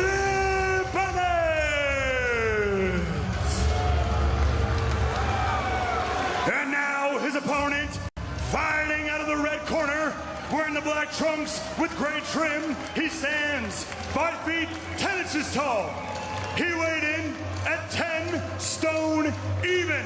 He holds a perfect, undefeated professional record of 12 victories, opposite no defeats, with 9 of those wins coming by way of knockout. And he fights out of Slough, England. Introducing the youngest European champion in history.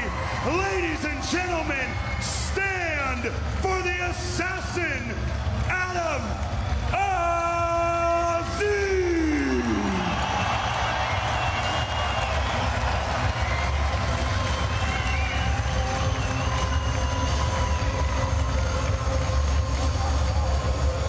Oh, okay, there's your limit. There's your limit, okay? Okay, for call break, you take a step back.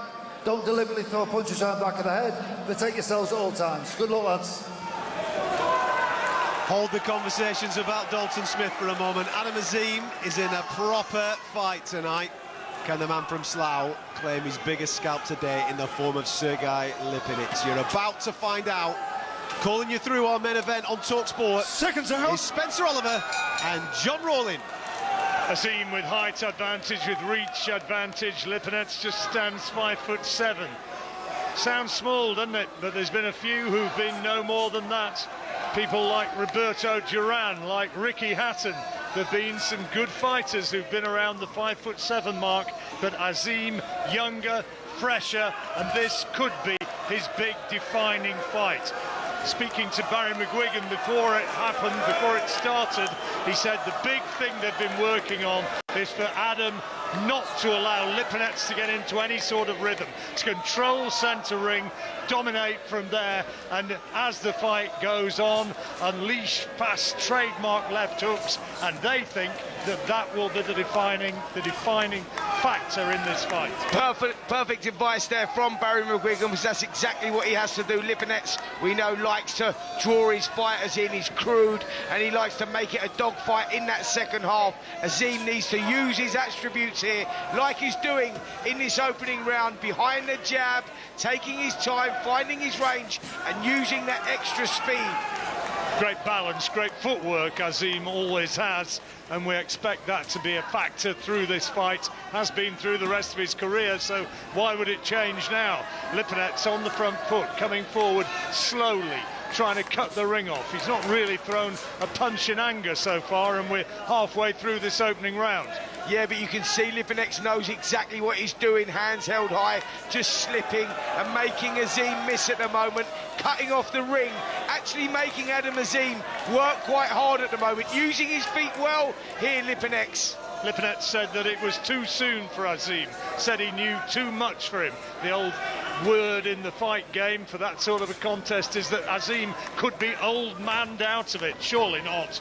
Well, Lipinets is that type of guy. We saw it last time against Robbie Davis Jr. He drew him into a dogfight. He had him on the floor a couple of times. He was hurt himself, but he showed us that he's got a lot left, and he's going to need it against this young talent, Adam Azim. Azim knows that. He knows that Lipinets, 35 years old. He said, yeah, he may be that, but he's by no means spent. He's a very, very real fighter. Left to the body from Azim, straight low. Referee Steve Gray saw it, said keep him up, and sportingly the two of them touched gloves. Lovely to see that sort of spirit in the opening round of a fight of this magnitude. Yeah, listen, the waistband's quite high on Lipinets anyway, and I'm not sure it was that low, if I'm honest. It was a good shot, and is that a sign of things to come here from Azim, who's taller, has that reach advantage? You wouldn't expect him to be going to the body.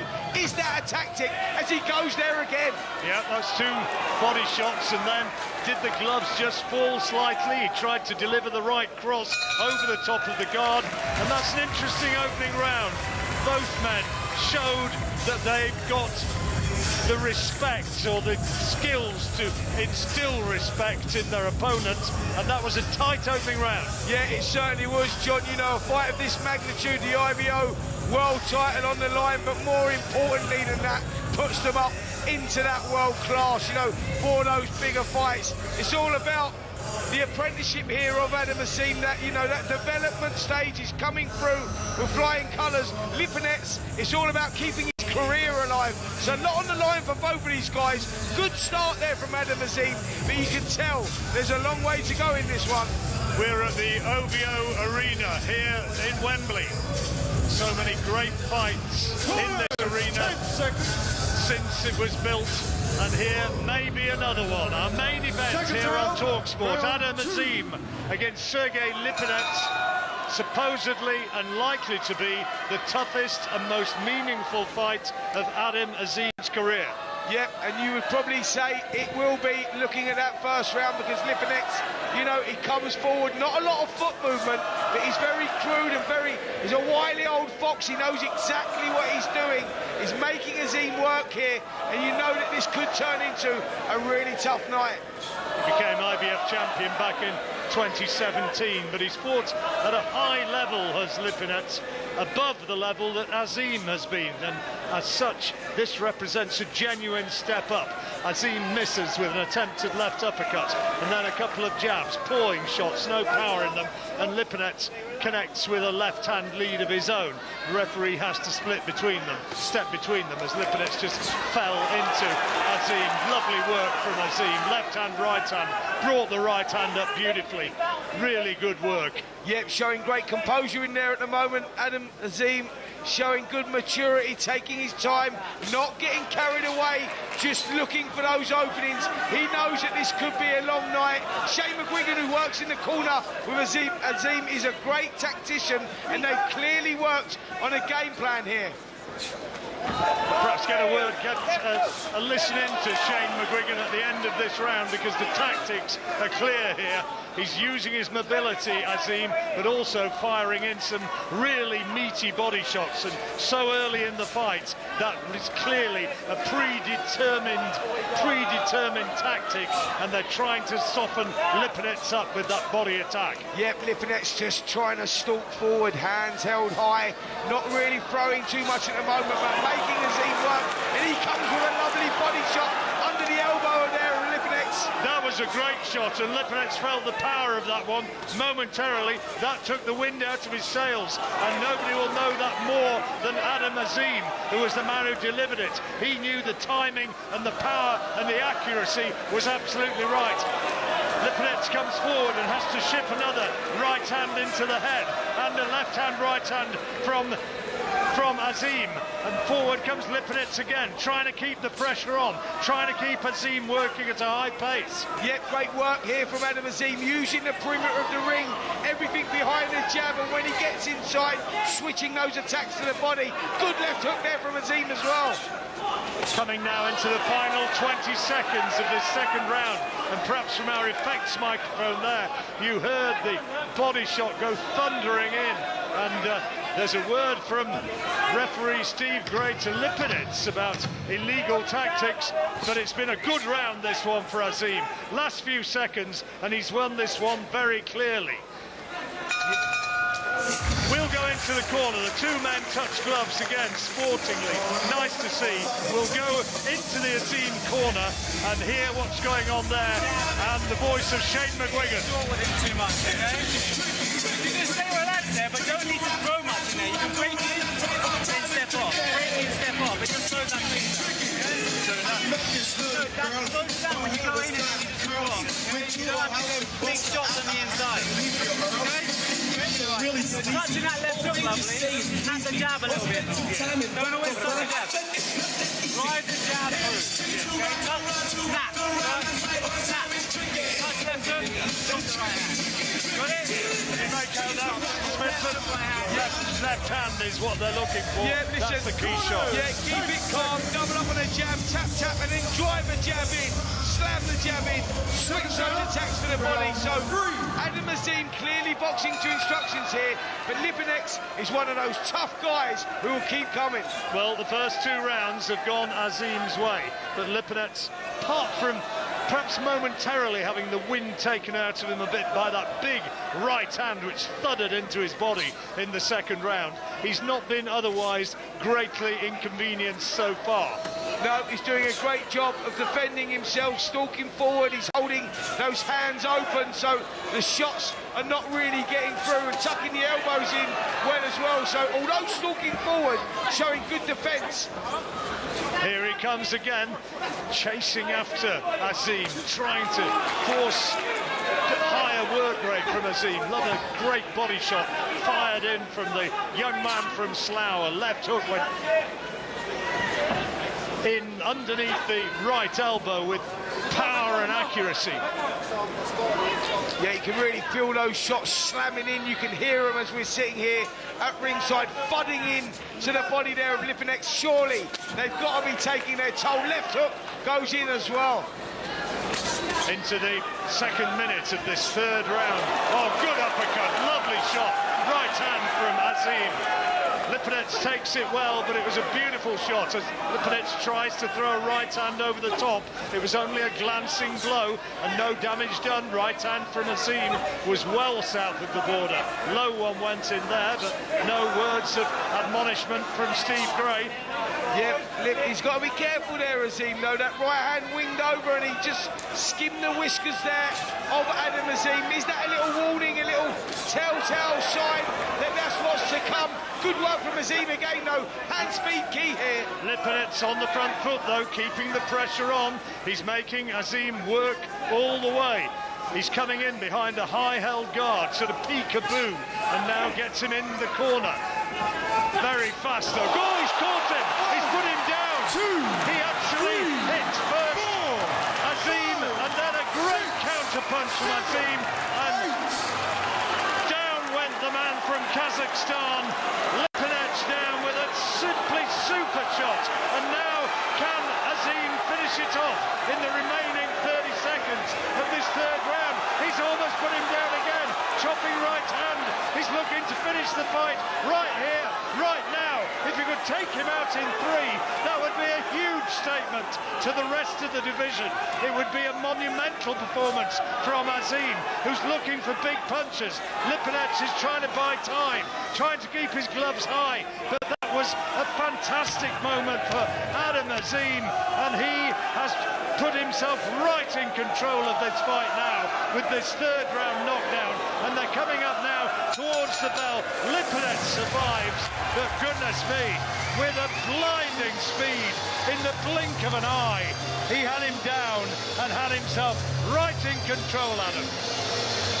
One of the most sensational rounds of Adam Azim's career, right there at his judgment of distance, his speed and his foot movement. That's what gets him in position to land counter shots like that. His body work has been beautiful.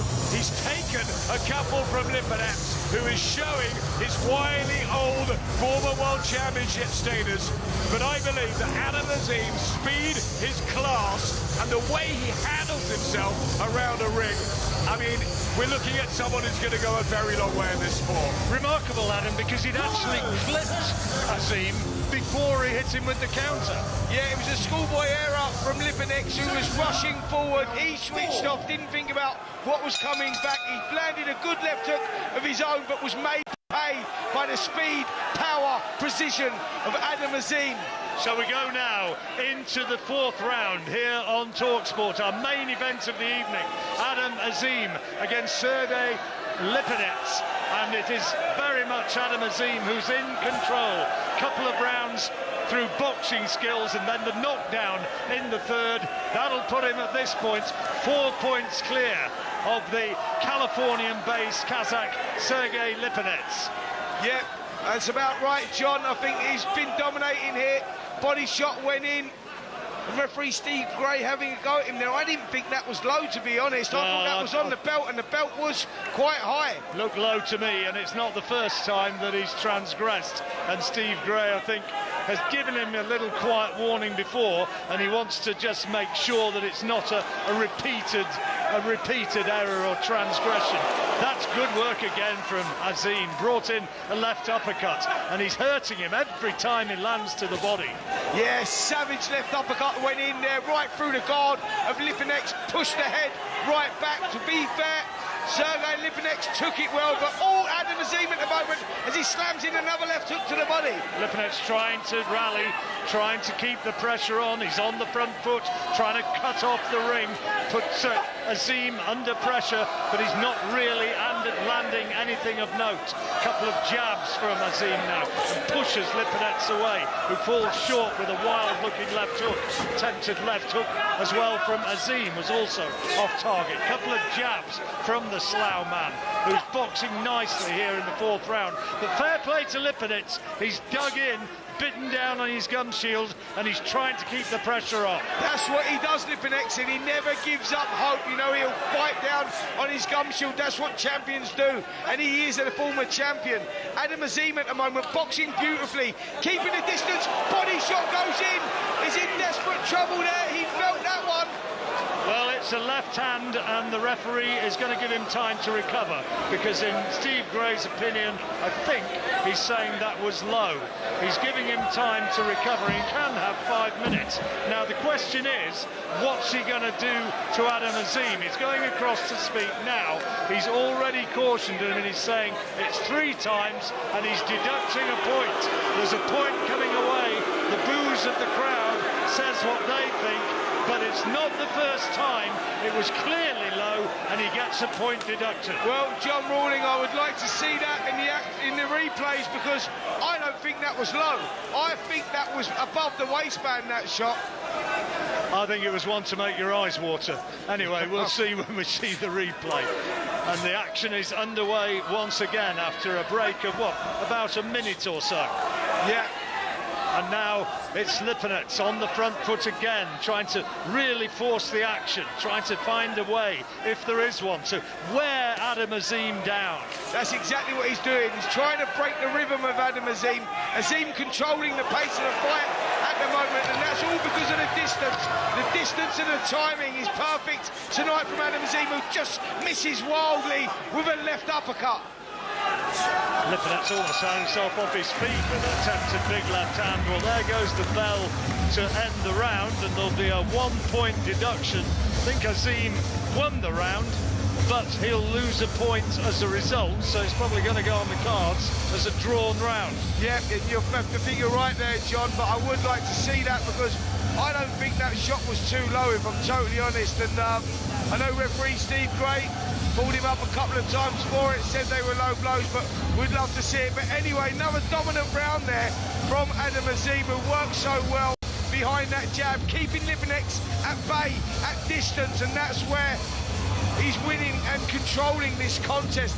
Lipinets likes to get inside, he likes to swing the shots over, he likes to break and steal the soul of his opponent, but Azim doing a great job at the moment. I think Adam Smith managed to get a glimpse of a monitor and see whether or not, and he's saying yes, it was low. So it's an eye-waterer, as I said, Mr.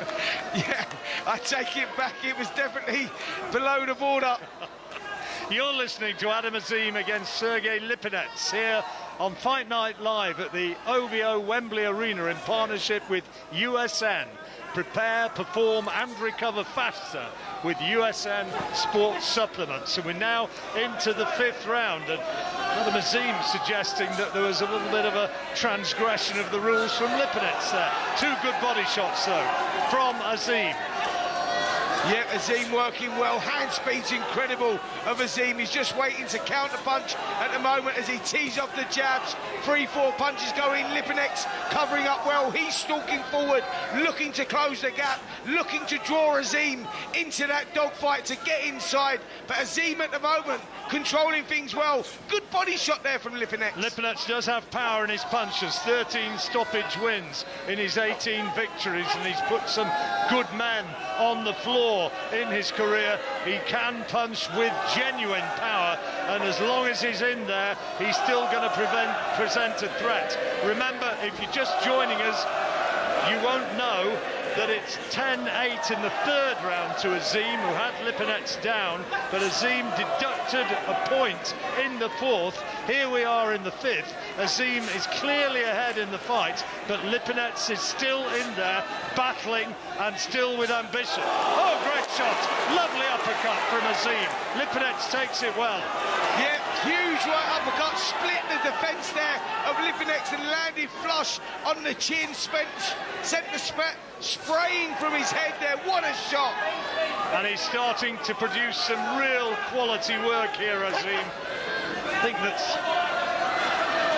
Shane McGuigan has done a great job coaching him through his career. Oh, there's another left hand went worryingly low there. He's going to have to be careful with this, Azim. It's all very well having pre-prepared tactics, but if he hits him again low, there's going to be a real chance of him being slung out of there. And Steve Gray won't want to do that, but if he keeps on hitting low, then that could be what happens. Yeah, he's gone low again there. He's got to be careful. Oh dear.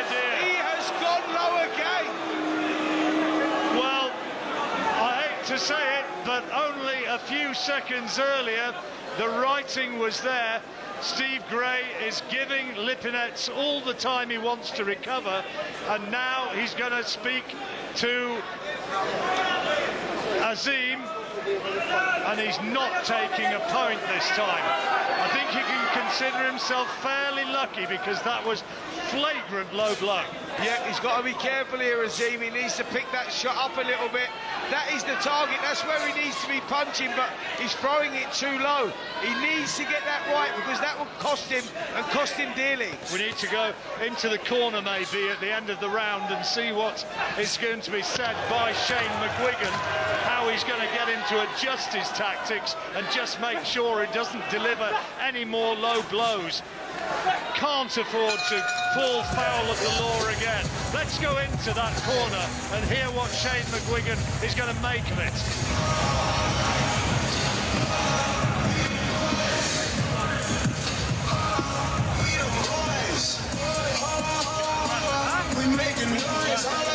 You're more comfortable in there than you like. Just the sides and then body shots. Okay, don't keep getting involved, right? Yeah, listen. Let's look up. He's Kristofsky, because he's so small, he's dipping into it. He's moving in. We're trying to aim the body, alright? Alright? Little drink. Get your fucking jab going. Let's get on We briefly there heard, oh, it was a very low one. We heard the voice of Steve Gray going into the corner just to really lay it on the line that he will not tolerate that continuing. Yep, you've got to be careful here, Adam Azim. He can't allow any of those to stray low again, because that will cost him dearly. Well, he's winning the fight, that's the thing. So he doesn't need to be going on the boundary and trying to really soften him up with those body shots. Although it has had a big effect in the fight, he can't afford to be firing in low shots. Lipinets on the front foot, takes one to the body. Oh, and then a lovely left cross from Azim. Lipinets again takes it well. He's got a good chin, this fella. He certainly has, and he's got a game plan as well, and a good game plan. He's stalking forward, hands held high. He's just trying to close the gap, and he's just starting to find the range there a little bit, Lipinets. This is the point I said, where we get into that second half of the contest. That was where Lipinets comes into his own. And this could be where Lipinets starts to get into a real rhythm. And that's what they didn't want to happen. Oh, great shot from Azim. Lovely uppercut, but again, Lipinets takes it. That granite chin serving him well once more. Yep, soaked that up well, didn't he? Just stalk forward again, and he's got a game plan, like I say. Needs to start letting his hands go himself here, Lipinets. He's keeping it defensively well and walking forward well, but not doing enough work at the moment. Azim doing the better work. Lovely uppercut on the inside there from Azim. Midway stage of the 6th round, we've got Adam Azim comfortably ahead, but Lipinets is still in there, still keeping the pressure on, and he's having a bit more success the further this fight goes. Both guys just standing, trading centre of the ring at the moment. Lipinets throws a good jab on the inside. Azim comes back with a lovely right hand of his own. Lipinets takes it well as they both clash heads together, centre of the ring. No one wanting to give ground here. Minute to go in the 6th round. Key phase of the fight. If Azim can maintain his ascendancy in this round, he might begin to deduce that it is going to be his night. But Lipinets is still in there, still grafting, still looking for openings. Steve Gray, close attendance, couple of body shots from Lipinets. Back comes Azim with a left hand of his own. 30 seconds remaining now in this 6th round. Good right hand from Lipinets. This time Azim takes it well. Body shot as well from Azim, followed by a right cross. Both good scoring punches. Yeah, less than 25 seconds left in this round now, and Lipinets still stalking forward, being very stubborn in there, isn't he? You know, pushing Azim, making him work, and like you say, you sense there's a lot left in him at the moment. It's the halfway stage of the fight. At the end of this round, we'll have a brace of Adams to talk us through how they're seeing it. Take it away, Mr. Catterall. Listen, I'm really enjoying this. I think this, for a 22-year-old guy in this level of opponent tonight, is showing some serious maturity. Early doors, the range control, beautiful. He was making Lipinets miss, and then he was punishing him, and obviously ended up putting him down. Those low left hands to the body, they are a little bit of a worry. He seems to have picked it up a touch there, but he is slowing down just a touch. This is going to be interesting now, going into the second half of the fight. What's the conditioning like? Can he maintain what we've just seen through the first 6 through to the final 6? Those are the questions, Adam. What fantastic action we're getting tonight. Absolutely loving this. Live on talkSPORT. We're right up close to the ring. Adam Azim boxing superbly, beautifully, but the left hand straying low. He's changed his tactics a little bit. He's going for uppercuts, but Sergey Lipinets is still there after 6 rounds. He's got all the experience, the seasoning, the know-how at top level. Can he put a dent in Azim? It's fascinating. It's great ring education too for Adam Azim. Yep, it is. It's a good learning fight for Azim. Good learning fight provided he comes through it as a winner. He's ahead and a long way ahead. Had his man down in the third round. He's had a point deducted, and I've not given a round to Lipinets as yet. No, I've not given a round to him either, but there's a solid look around him, that is for sure. He's pushing forward, he's been there before, he's done this. He's been in with top-class fighters. Boots Ennis, he lost to. Mikey Garcia, he lost to on points. Yes, it was a few years ago now, but the guy knows how to survive and knows how to make things tough. Boots Ennis beat him with a 6th round TKO, so he's not going to be able to better that, Adam Azim, but he's boxing beautifully, and it's a really mature, composed performance for a 22-year-old. Good work again, nice body shot from Azim. Underneath the elbow, the right elbow, another one on the blind side of the referee, was worryingly close to the boundary again. Barry McGuigan on the far side of the ring is bellowing his instructions from his seat there. A lot of big names there, very big name indeed in Martin Bacoli, huge mountain of a man. Yeah, he certainly is. Amir Khan over there as well, Sean Porter's over there. You know, a lot of people come to see Adam Azim. A lot of talk about this kid being the next superstar of British boxing, and he's delivering here in a brilliant contest. Both guys standing centre of the ring, trading blow for blow. Azim now showing a lot of character. He's going toe-to-toe with him here at the moment, and there's a bit of blood around, and I think that Lipinets' nose has gone. Oh no, there's another low blow. He's gone down again. His nose had gone. He's in a real mess. Absolutely beaten up, Lipinets, and his face is a mask of blood. His nose has been split, and now it's an anxious wait for Adam Azim, his corner, and for everybody else, his supporters. Steve Gray's saying, you put a low blow in there, and he's bringing him forward, and he's taking another point away for that low blow, and if he does it again, he's going to be chucked out. He cannot afford to continue like this. Those body punches, that body attack, predetermined, has got to end, and it's got to end right now. Yeah, he's living very dangerously now, Adam Azim. He can't afford to switch those attacks to the body. Lipinets whips a shot in, Adam Azim goes again. Both guys go back, head to head. The crowd are loving this one. We're loving it. What action here in this 7th round. Go and have a go at listening into the Lipinets corner at the end of the round. Not quite sure what language the advice is going to be coming in. Hopefully in a way that we understand. Left hand from Lipinets was low, and then back comes Azim, who's targeting the head now. Lovely fast uppercut, and then a right hand to the body. Nowhere near the waistband though. Left hand, right hand to the head. 2 more back from Lipinets, and this is good work from Azim, finishing on the front foot, and he's winning the round, but there'll be the point deduction, so on my card this would go down as another round of 9 points apiece. But what a dramatic round, fight that's really showing the emotions of both men, and he is a mess, Lipinets, as he goes back to the corner, and we'll listen in now there to what's being said to him. Listen to me. Do you know why he's fighting short with you? Because he can't back up from you anymore. You understand? Hey, don't blow, don't blow, don't blow. Listen to me. You hear me? When you're inside with him, this is your world. You understand? You understand? When you're inside with him, this is your world. I need you being busy. When you find good shots to the head, throw it hard, but I need you to follow up. Brava y leva, okay? Be corpus, okay? Okay?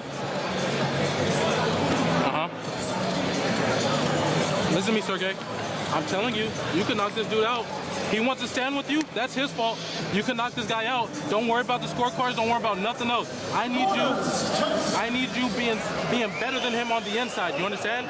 Go body head, body head, body head, body head. Wise advice, to win it, he's going to have to knock him out. Yeah, great advice, no, but what he's saying, yes, great, he's playing your game now. That's where Lipinets likes you, he likes you on the inside. He's saying if he's coming into your territory, meet him punch for punch, roll the dice. Well, yeah. Does Lipinets now have the fight that he wants. It rather looks that way, depending how bad that damage is to the head, because they're really going toe-for-toe. Good body shot, and a couple to the head from Azim, right hand, left hand, both on the target, and a blindingly fast right uppercut, and another one, oohs and ahs from the crowd. Great work from Azim, but terrific resilience from Lipinets. Beautiful work there from Adam Azim. Really good shots going on the inside, body, head. This is a class work here from Azim. Lipinets, to his credit, taking them well. Now it's Adam Azim's turn. Yeah, he's got one low, and now Azim is being sent to the neutral corner, and Steve Gray's going to be having a word with Lipinets. A little bit of touche, I can do this too, and he's just getting the stern ticking off. Steve Gray says to Adam Azim, are you okay? The two touch gloves, and this turning out to become an increasingly savage battle continues now in this 8th round. Yeah, now it's starting to get tough as the fatigue sets in. It's now becoming a psychological battle. The physicalities are both leaving both of these guys now, and it's all becoming mental. Who wants it most? Who can fight down on their gumshoe more? Great shot, terrific right hand, right uppercut from Azim, but he can't put him down. How is he staying up? Some of these power shots that Lipinets is absorbing, quite extraordinary. And another one inside, and another. Uppercut after uppercut, he's peppering him with. Yeah, both guys are biting down on their gumshoe big time here, and Lipinets showing what a warrior he is. He really is in there, because he's under some heavy punishment. Big left hook goes in as well. Like the footwork there, stepped away to the right beautifully and provided the angle and the space for a really telling left hand. Adam Azim, quality work, shows the maturity that he's got in his boxing skills, but Lipinets is still in there, still giving the argument, still, oh, he's almost out on his feet again. Big right uppercut. How did he keep upright? He swayed back, but he digs in and takes another uppercut. He will not go down. Azim lands another right hand. What's keeping this man up? Yeah, big uppercuts going in. His face is blooded now. Big right hands as well. The legs are gone from Lipinets. Is this the end? Could this be the finish? He almost had him down, staggering across the ring, but Lipinets is still in there, fighting on instinct, fighting on willpower. Another left hook from Azim, and what a round that was. The two whack gloves, and that was a phenomenal round. Incredible round of boxing there. Adam Azim really turned the screw. He worked the angles well, as you say, switched around the side, drilled in an uppercut, followed by another uppercut. We'll go into the blue corner, the Lipinets corner, and see what they're saying. Let me see you. Deep breath, deep breath, deep breath. Have a really good look at him. He's going to struggle to win without a knockout, okay? You know what that's from? From back of the head shots. He's losing his balance, he's fine. You concentrate on his condition. You tell me whether he's okay. I got you. Huh? Now listen to me. I don't want you leaning on this side because he's finding that right hand behind your head. You understand? If he's gonna fight with you on the inside, let's fight on the inside then. I need you being smarter. I don't care about the power. I need you being fast, okay? Hey, start finding that liver. Find the shots to the body, please, okay? The second voice in that corner is that of Steve Gray, the referee, saying, I'm relying on you. You tell me if he's not right to continue. Yeah, you just wonder sometimes a fighter's too great for his own good. What an uppercut there from Adam Azim. 3-4 uppercuts. Surely this cannot go on very much longer. Massive punches coming in from Azim, and spray flew up into the lights above the ring, off the head of Lipinets. Huge punches from Azim, and somehow Lipinets is still in there. Blood all over Azim's left arm. That's come from the nose of Lipinets, and the referee stopped it. Big uppercut. The referee has said enough is enough. And now Adam Azim is chaired around the ring by Shane McGuigan. He goes to his knees and punches the ring in delight to see. He had to be so tough tonight, so strong, so committed, stick to the game plan. This was not silky skills, this was not pussyfooting around. He was pushed to the limit by this bravest of opponents, Sergey Lipinets, and somehow Adam Azim found what was necessary and produced another wonderful victory, which for me really does put him indelibly into the world-class operators in this division. Yep, it was all about making a statement tonight. Not if Adam Azim was going to win, but how he was going to win. Lipinets was a live opponent, a dangerous opponent, former world champion, coming off a good win against Robbie Davis Jr. Azim had to be careful, and he'd done it. Calculated performance, savage performance. He turned the screw in the last couple of rounds. The uppercuts were key. Lipinets showed the bravery. He hung in there. He's a proud man. But tonight was all about Adam Azim. He made a statement. I think he got a hug over on the far side of the ring from the man who was his idol as a youngster growing up and watching boxing. Amir Khan came forward, embraced him and said, well done. And rightly so. That was a terrific performance from a man who showed strength and maturity beyond his years. Absolutely. You know, you talk about world class and where is he? Where is he at? Is he too young? You know, it's only his 13th fight. Is it too soon? Well, I'm going to tell you something, John Rawling. It's going to be more difficult to hold him back than to let him go, because the kid has superstar quality. Inside that ring, he is a class act. Barry McGuigan, a former world featherweight champion who knows a fair bit about what's required at the highest level. He embraces the Adam Azim now, and he also went across to the other corner to say to Lipinets, you were phenomenal tonight, you gave it everything, and well done. Yeah, absolutely. What a fight. It takes two. You need a dance partner in there to make a great fight. As I watch the uppercut, that sickening shot on my monitor in front of me, I have to mention it was split through the guard, right through the shot.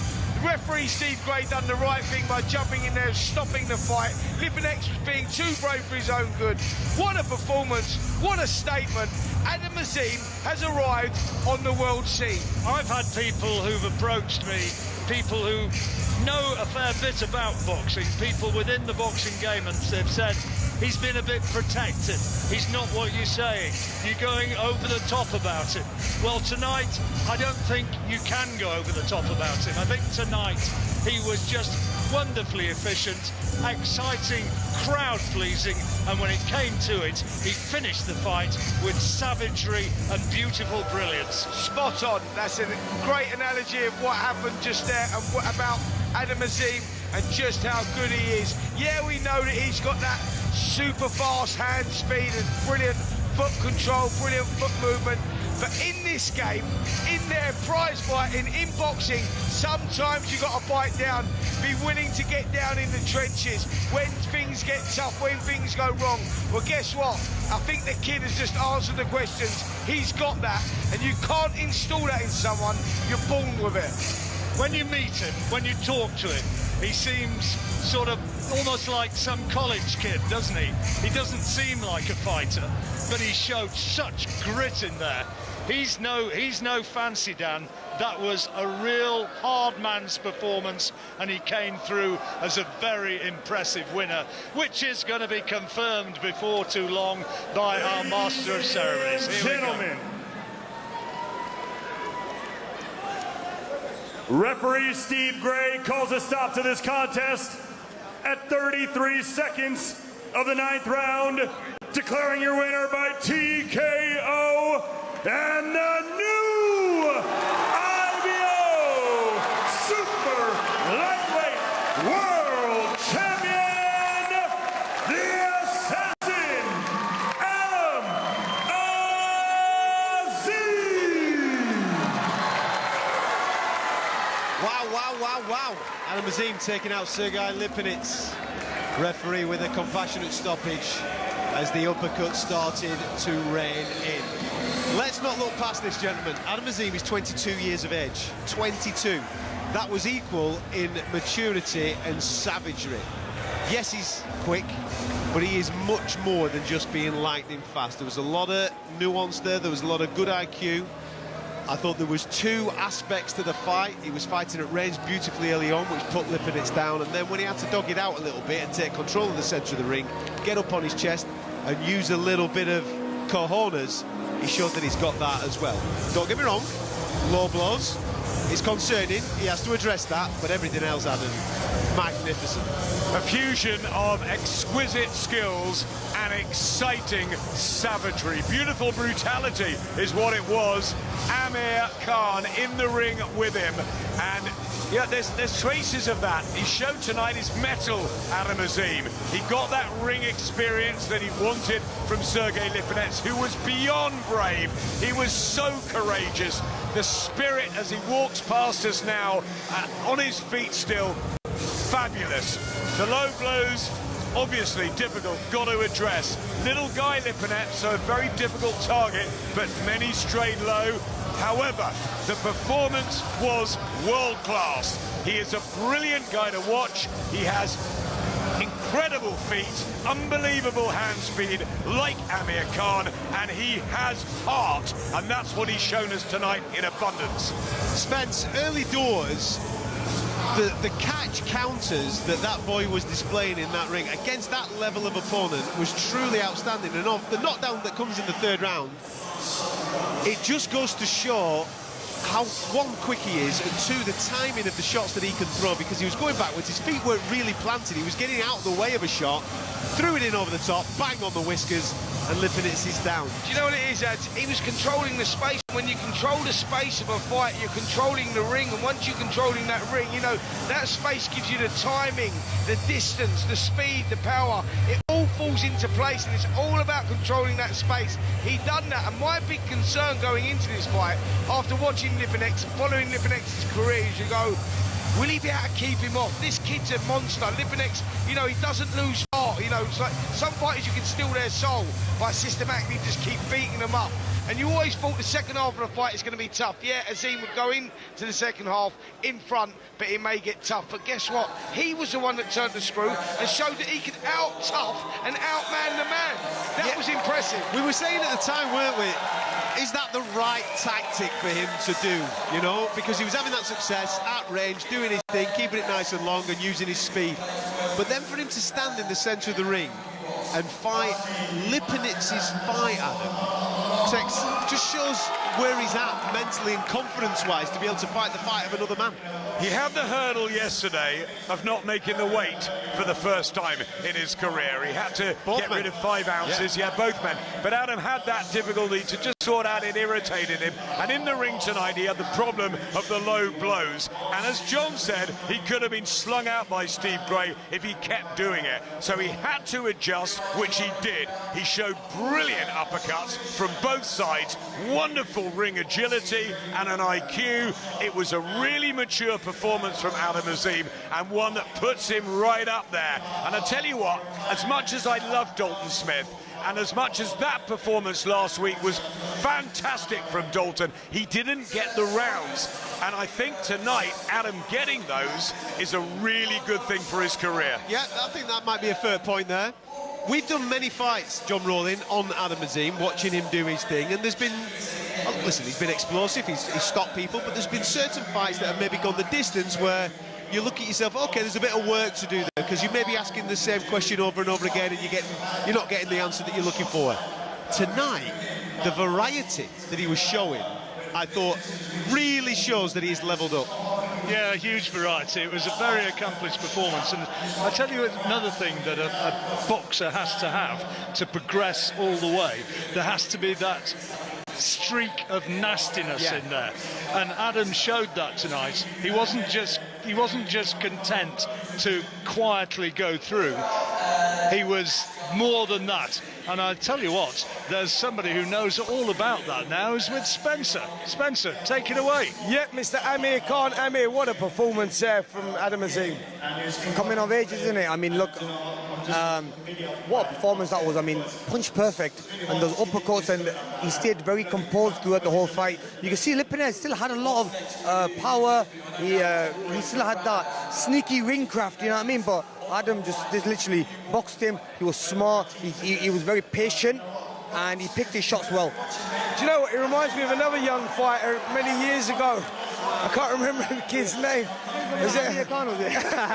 Amir Khan, yeah, but you know what the similarities, man? You know, like hand speed, foot control, distance, all of that ring craft. No, definitely, and you know that's why it's so good to see the next generation. And he came to a couple of my fights when he was a young boy, and obviously it's good for me now to come and support him. But look, what a great win it was. And like I said, no disrespect to Lipinets, because Lipinets come to win today. I mean, did he stay the bruising? I mean, he did not want to quit. He just kept coming and coming and coming. And well, Adam just obviously was too strong and too good.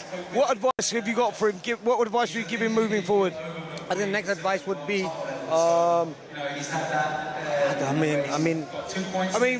how long before he boxes for a world title? You know, people are talking about Dalton Smith. He's going on his own path. He's just won the IBO title, but how long? I love Dalton Smith, a lovely guy. But in my opinion, Adam beats Dalton Smith. Would you take that tomorrow? I would 100% take it tomorrow, and he would beat Dalton Smith. And Eddie, obviously, he's going to support his own. He's going to support his. He's going to support his own fighter. But to be honest with you, I feel that Adam is stronger, slicker, smarter. He'll win that fight. Brilliant. Listen, always great talking to you, Amir. Always great, my friend. I'm going to try and grab a word, actually, with Adam Azim, if we can get him over. Get in. What's up with you, Spencer? You're the main man round here. You run the gap, don't you? I'm getting bullied up here, mate. Come on, have a word with Big Clint and say, come on, get out the way, son. Let's get in the ring, Spence. What you do is shout. I've just pushed him out the way. I pushed Clifton Mitchell out the way. Hold on, he's manhandling me. Let me just grab a word. Adam, can we just grab a quick word, mate? Just a quick word. Just 2 seconds. I've just grabbed him just for 2 seconds.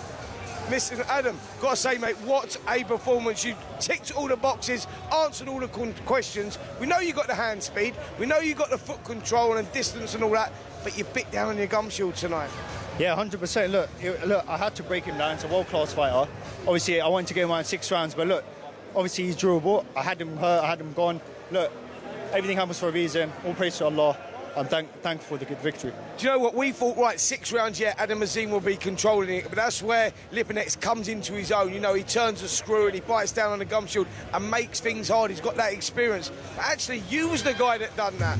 You know, you showed a lot of character. You know what? I do better when the round goes along, so my stamina unbelievable. I'll tell you that I've been doing 12 rounds, 10 rounds in the gym with 3 or 4 different people, and I've just been working inside, and the uppercuts come into play.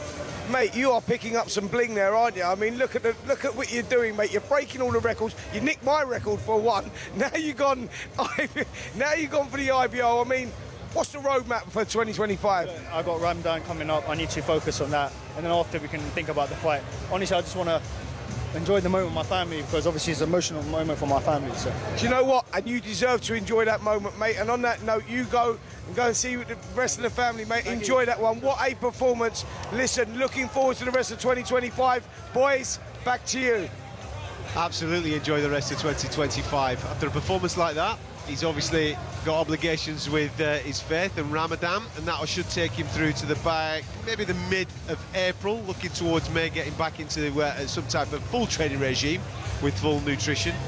I want to see him back out, man. I just enjoyed every single second of that. He's got a wonderful family, and he'll go away for Ramadan. He's 7 siblings. His dad's so involved in his career, and that gives him the foundation as well. He's got an exquisite lot of people around him, the right people, and I think that Adam now will take a little break after that. I think you'll see him back probably in May, something like that, May, June. And I like what you said earlier about Josh Taylor. We need a big name now. I think that's the next step. He's there, as John said, he's there and thereabouts. He's world class, there's no doubt about it. It's great what Amir was saying about the speed and the skills, and yeah, it's very reminiscent in a way. There's a lot of comparisons and similarities, but he is different, and Adam is his own man. He's only 22. Yeah, I know. It's frightening. I mean, this is a big night tonight. He's taking on a former world champion in Sergey Lipinets, and from the very first bell, the level of maturity that he was showing in that fight was outstanding. Just the way that he kept it long, nice and early, showed his speed, did what he needed to do, and then what was also super impressive, when you drop someone like Sergey Lipinets, he didn't chase it. He stayed on the back foot. He just said, OK, he's not ready to go yet. We'll pepper him up. We'll keep doing our thing. He was absolutely fantastic. OK, people will highlight, well, the low blow. Yeah, okay, he does need to adjust that. He does need to change that that little deficiency there. It's not perfect, but 99% of it is extremely exciting. And if we can get a profile name, Spence, I mean, I mentioned earlier on like a Josh Taylor or something along those lines, if we can get a profile name for the next one before we then start talking about world title fights, I think it'll hold him in good stead. That is the progression. That is the steps. You know, that is the development of a fighter. That's what you're looking for right now. You go, look, he's ticking all the boxes. Like I said there, he's breaking all the records, ticking the boxes, picking up loads of bling. But now it's about getting the names on the record as well. You know, and that is all about great management. You know, great.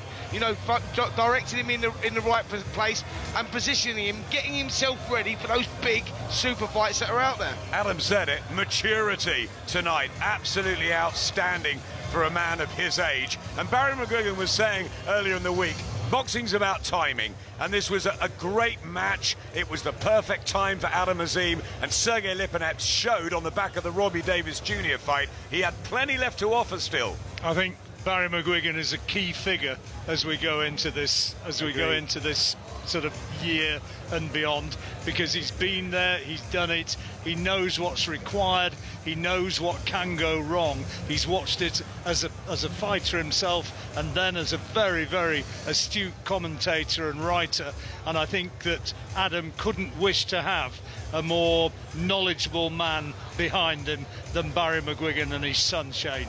One thing that is absolutely certain from a British point of view in this super lightweight division, we are in a really good position. We've got Jack Catterall fighting next month against Barboza. That could end up being the WBO championship eventually, depending on what Teofimo Lopez does. And the conversation is going to go on. I know that people will be online now talking about Adam Azim and Dalton Smith, but how exciting is it to have those two guys? Dalton Smith last week was brilliant. Adam Azim this week has been brilliant. They're outdoing each other week after week. They're going to meet eventually. I mean, what a great time. Listen, simmering lovely, that one. And like I say, don't let it go yet, because there's not enough on the line right now. And, you know, like you say, Jack Catterall, so many people just overlook and don't talk about this guy. I think Jack Catterall is actually the best in the division. I really believe that. I think that Jack Catterall could upset any of the fighters out there. He's very, very, very underrated. So this is the way it goes. Just the way that it sits right now in Britain. You've got Jack Catterall. Then you've got Dalton Smith. Then you've got Adam Azim. And they're all just slightly behind each other, but they're simmering nicely. You know, we could have a lovely little round robin going on, couldn't we? But, you know, where they're boxing each other, you know, creating legacies. This could be brilliant. And roll back a few years to the super lightweight division, or the 10-stone light welterweight as we called it then, and Ricky Hatton and Junior Witter, but they never fought. Don't say that to me. They never fought, right? We've got to have Adam Azim and Dalton Smith fighting, and we will have it. And I'm telling you, somebody else who will be very impressed with what we saw tonight, Turki Al-Sheikh. His Excellency will have seen this, heard it on talkSPORT, and he'll say, Adam Azim, let's have a chat. Absolutely. Listen, he showed up tonight. It was a big test for Adam Azim, but he absolutely delivered at Wembley against Sergey Lipinets, getting the job done in 9 rounds. Callum Simpson was superb earlier on as well. Don't forget, on Monday, Barry McGuigan will be on Talk Boxing with Simon Jordan and Spencer Osborne. Make sure you tune on into that. Subscribe to everything that we do, because talkSPORT is the home of boxing.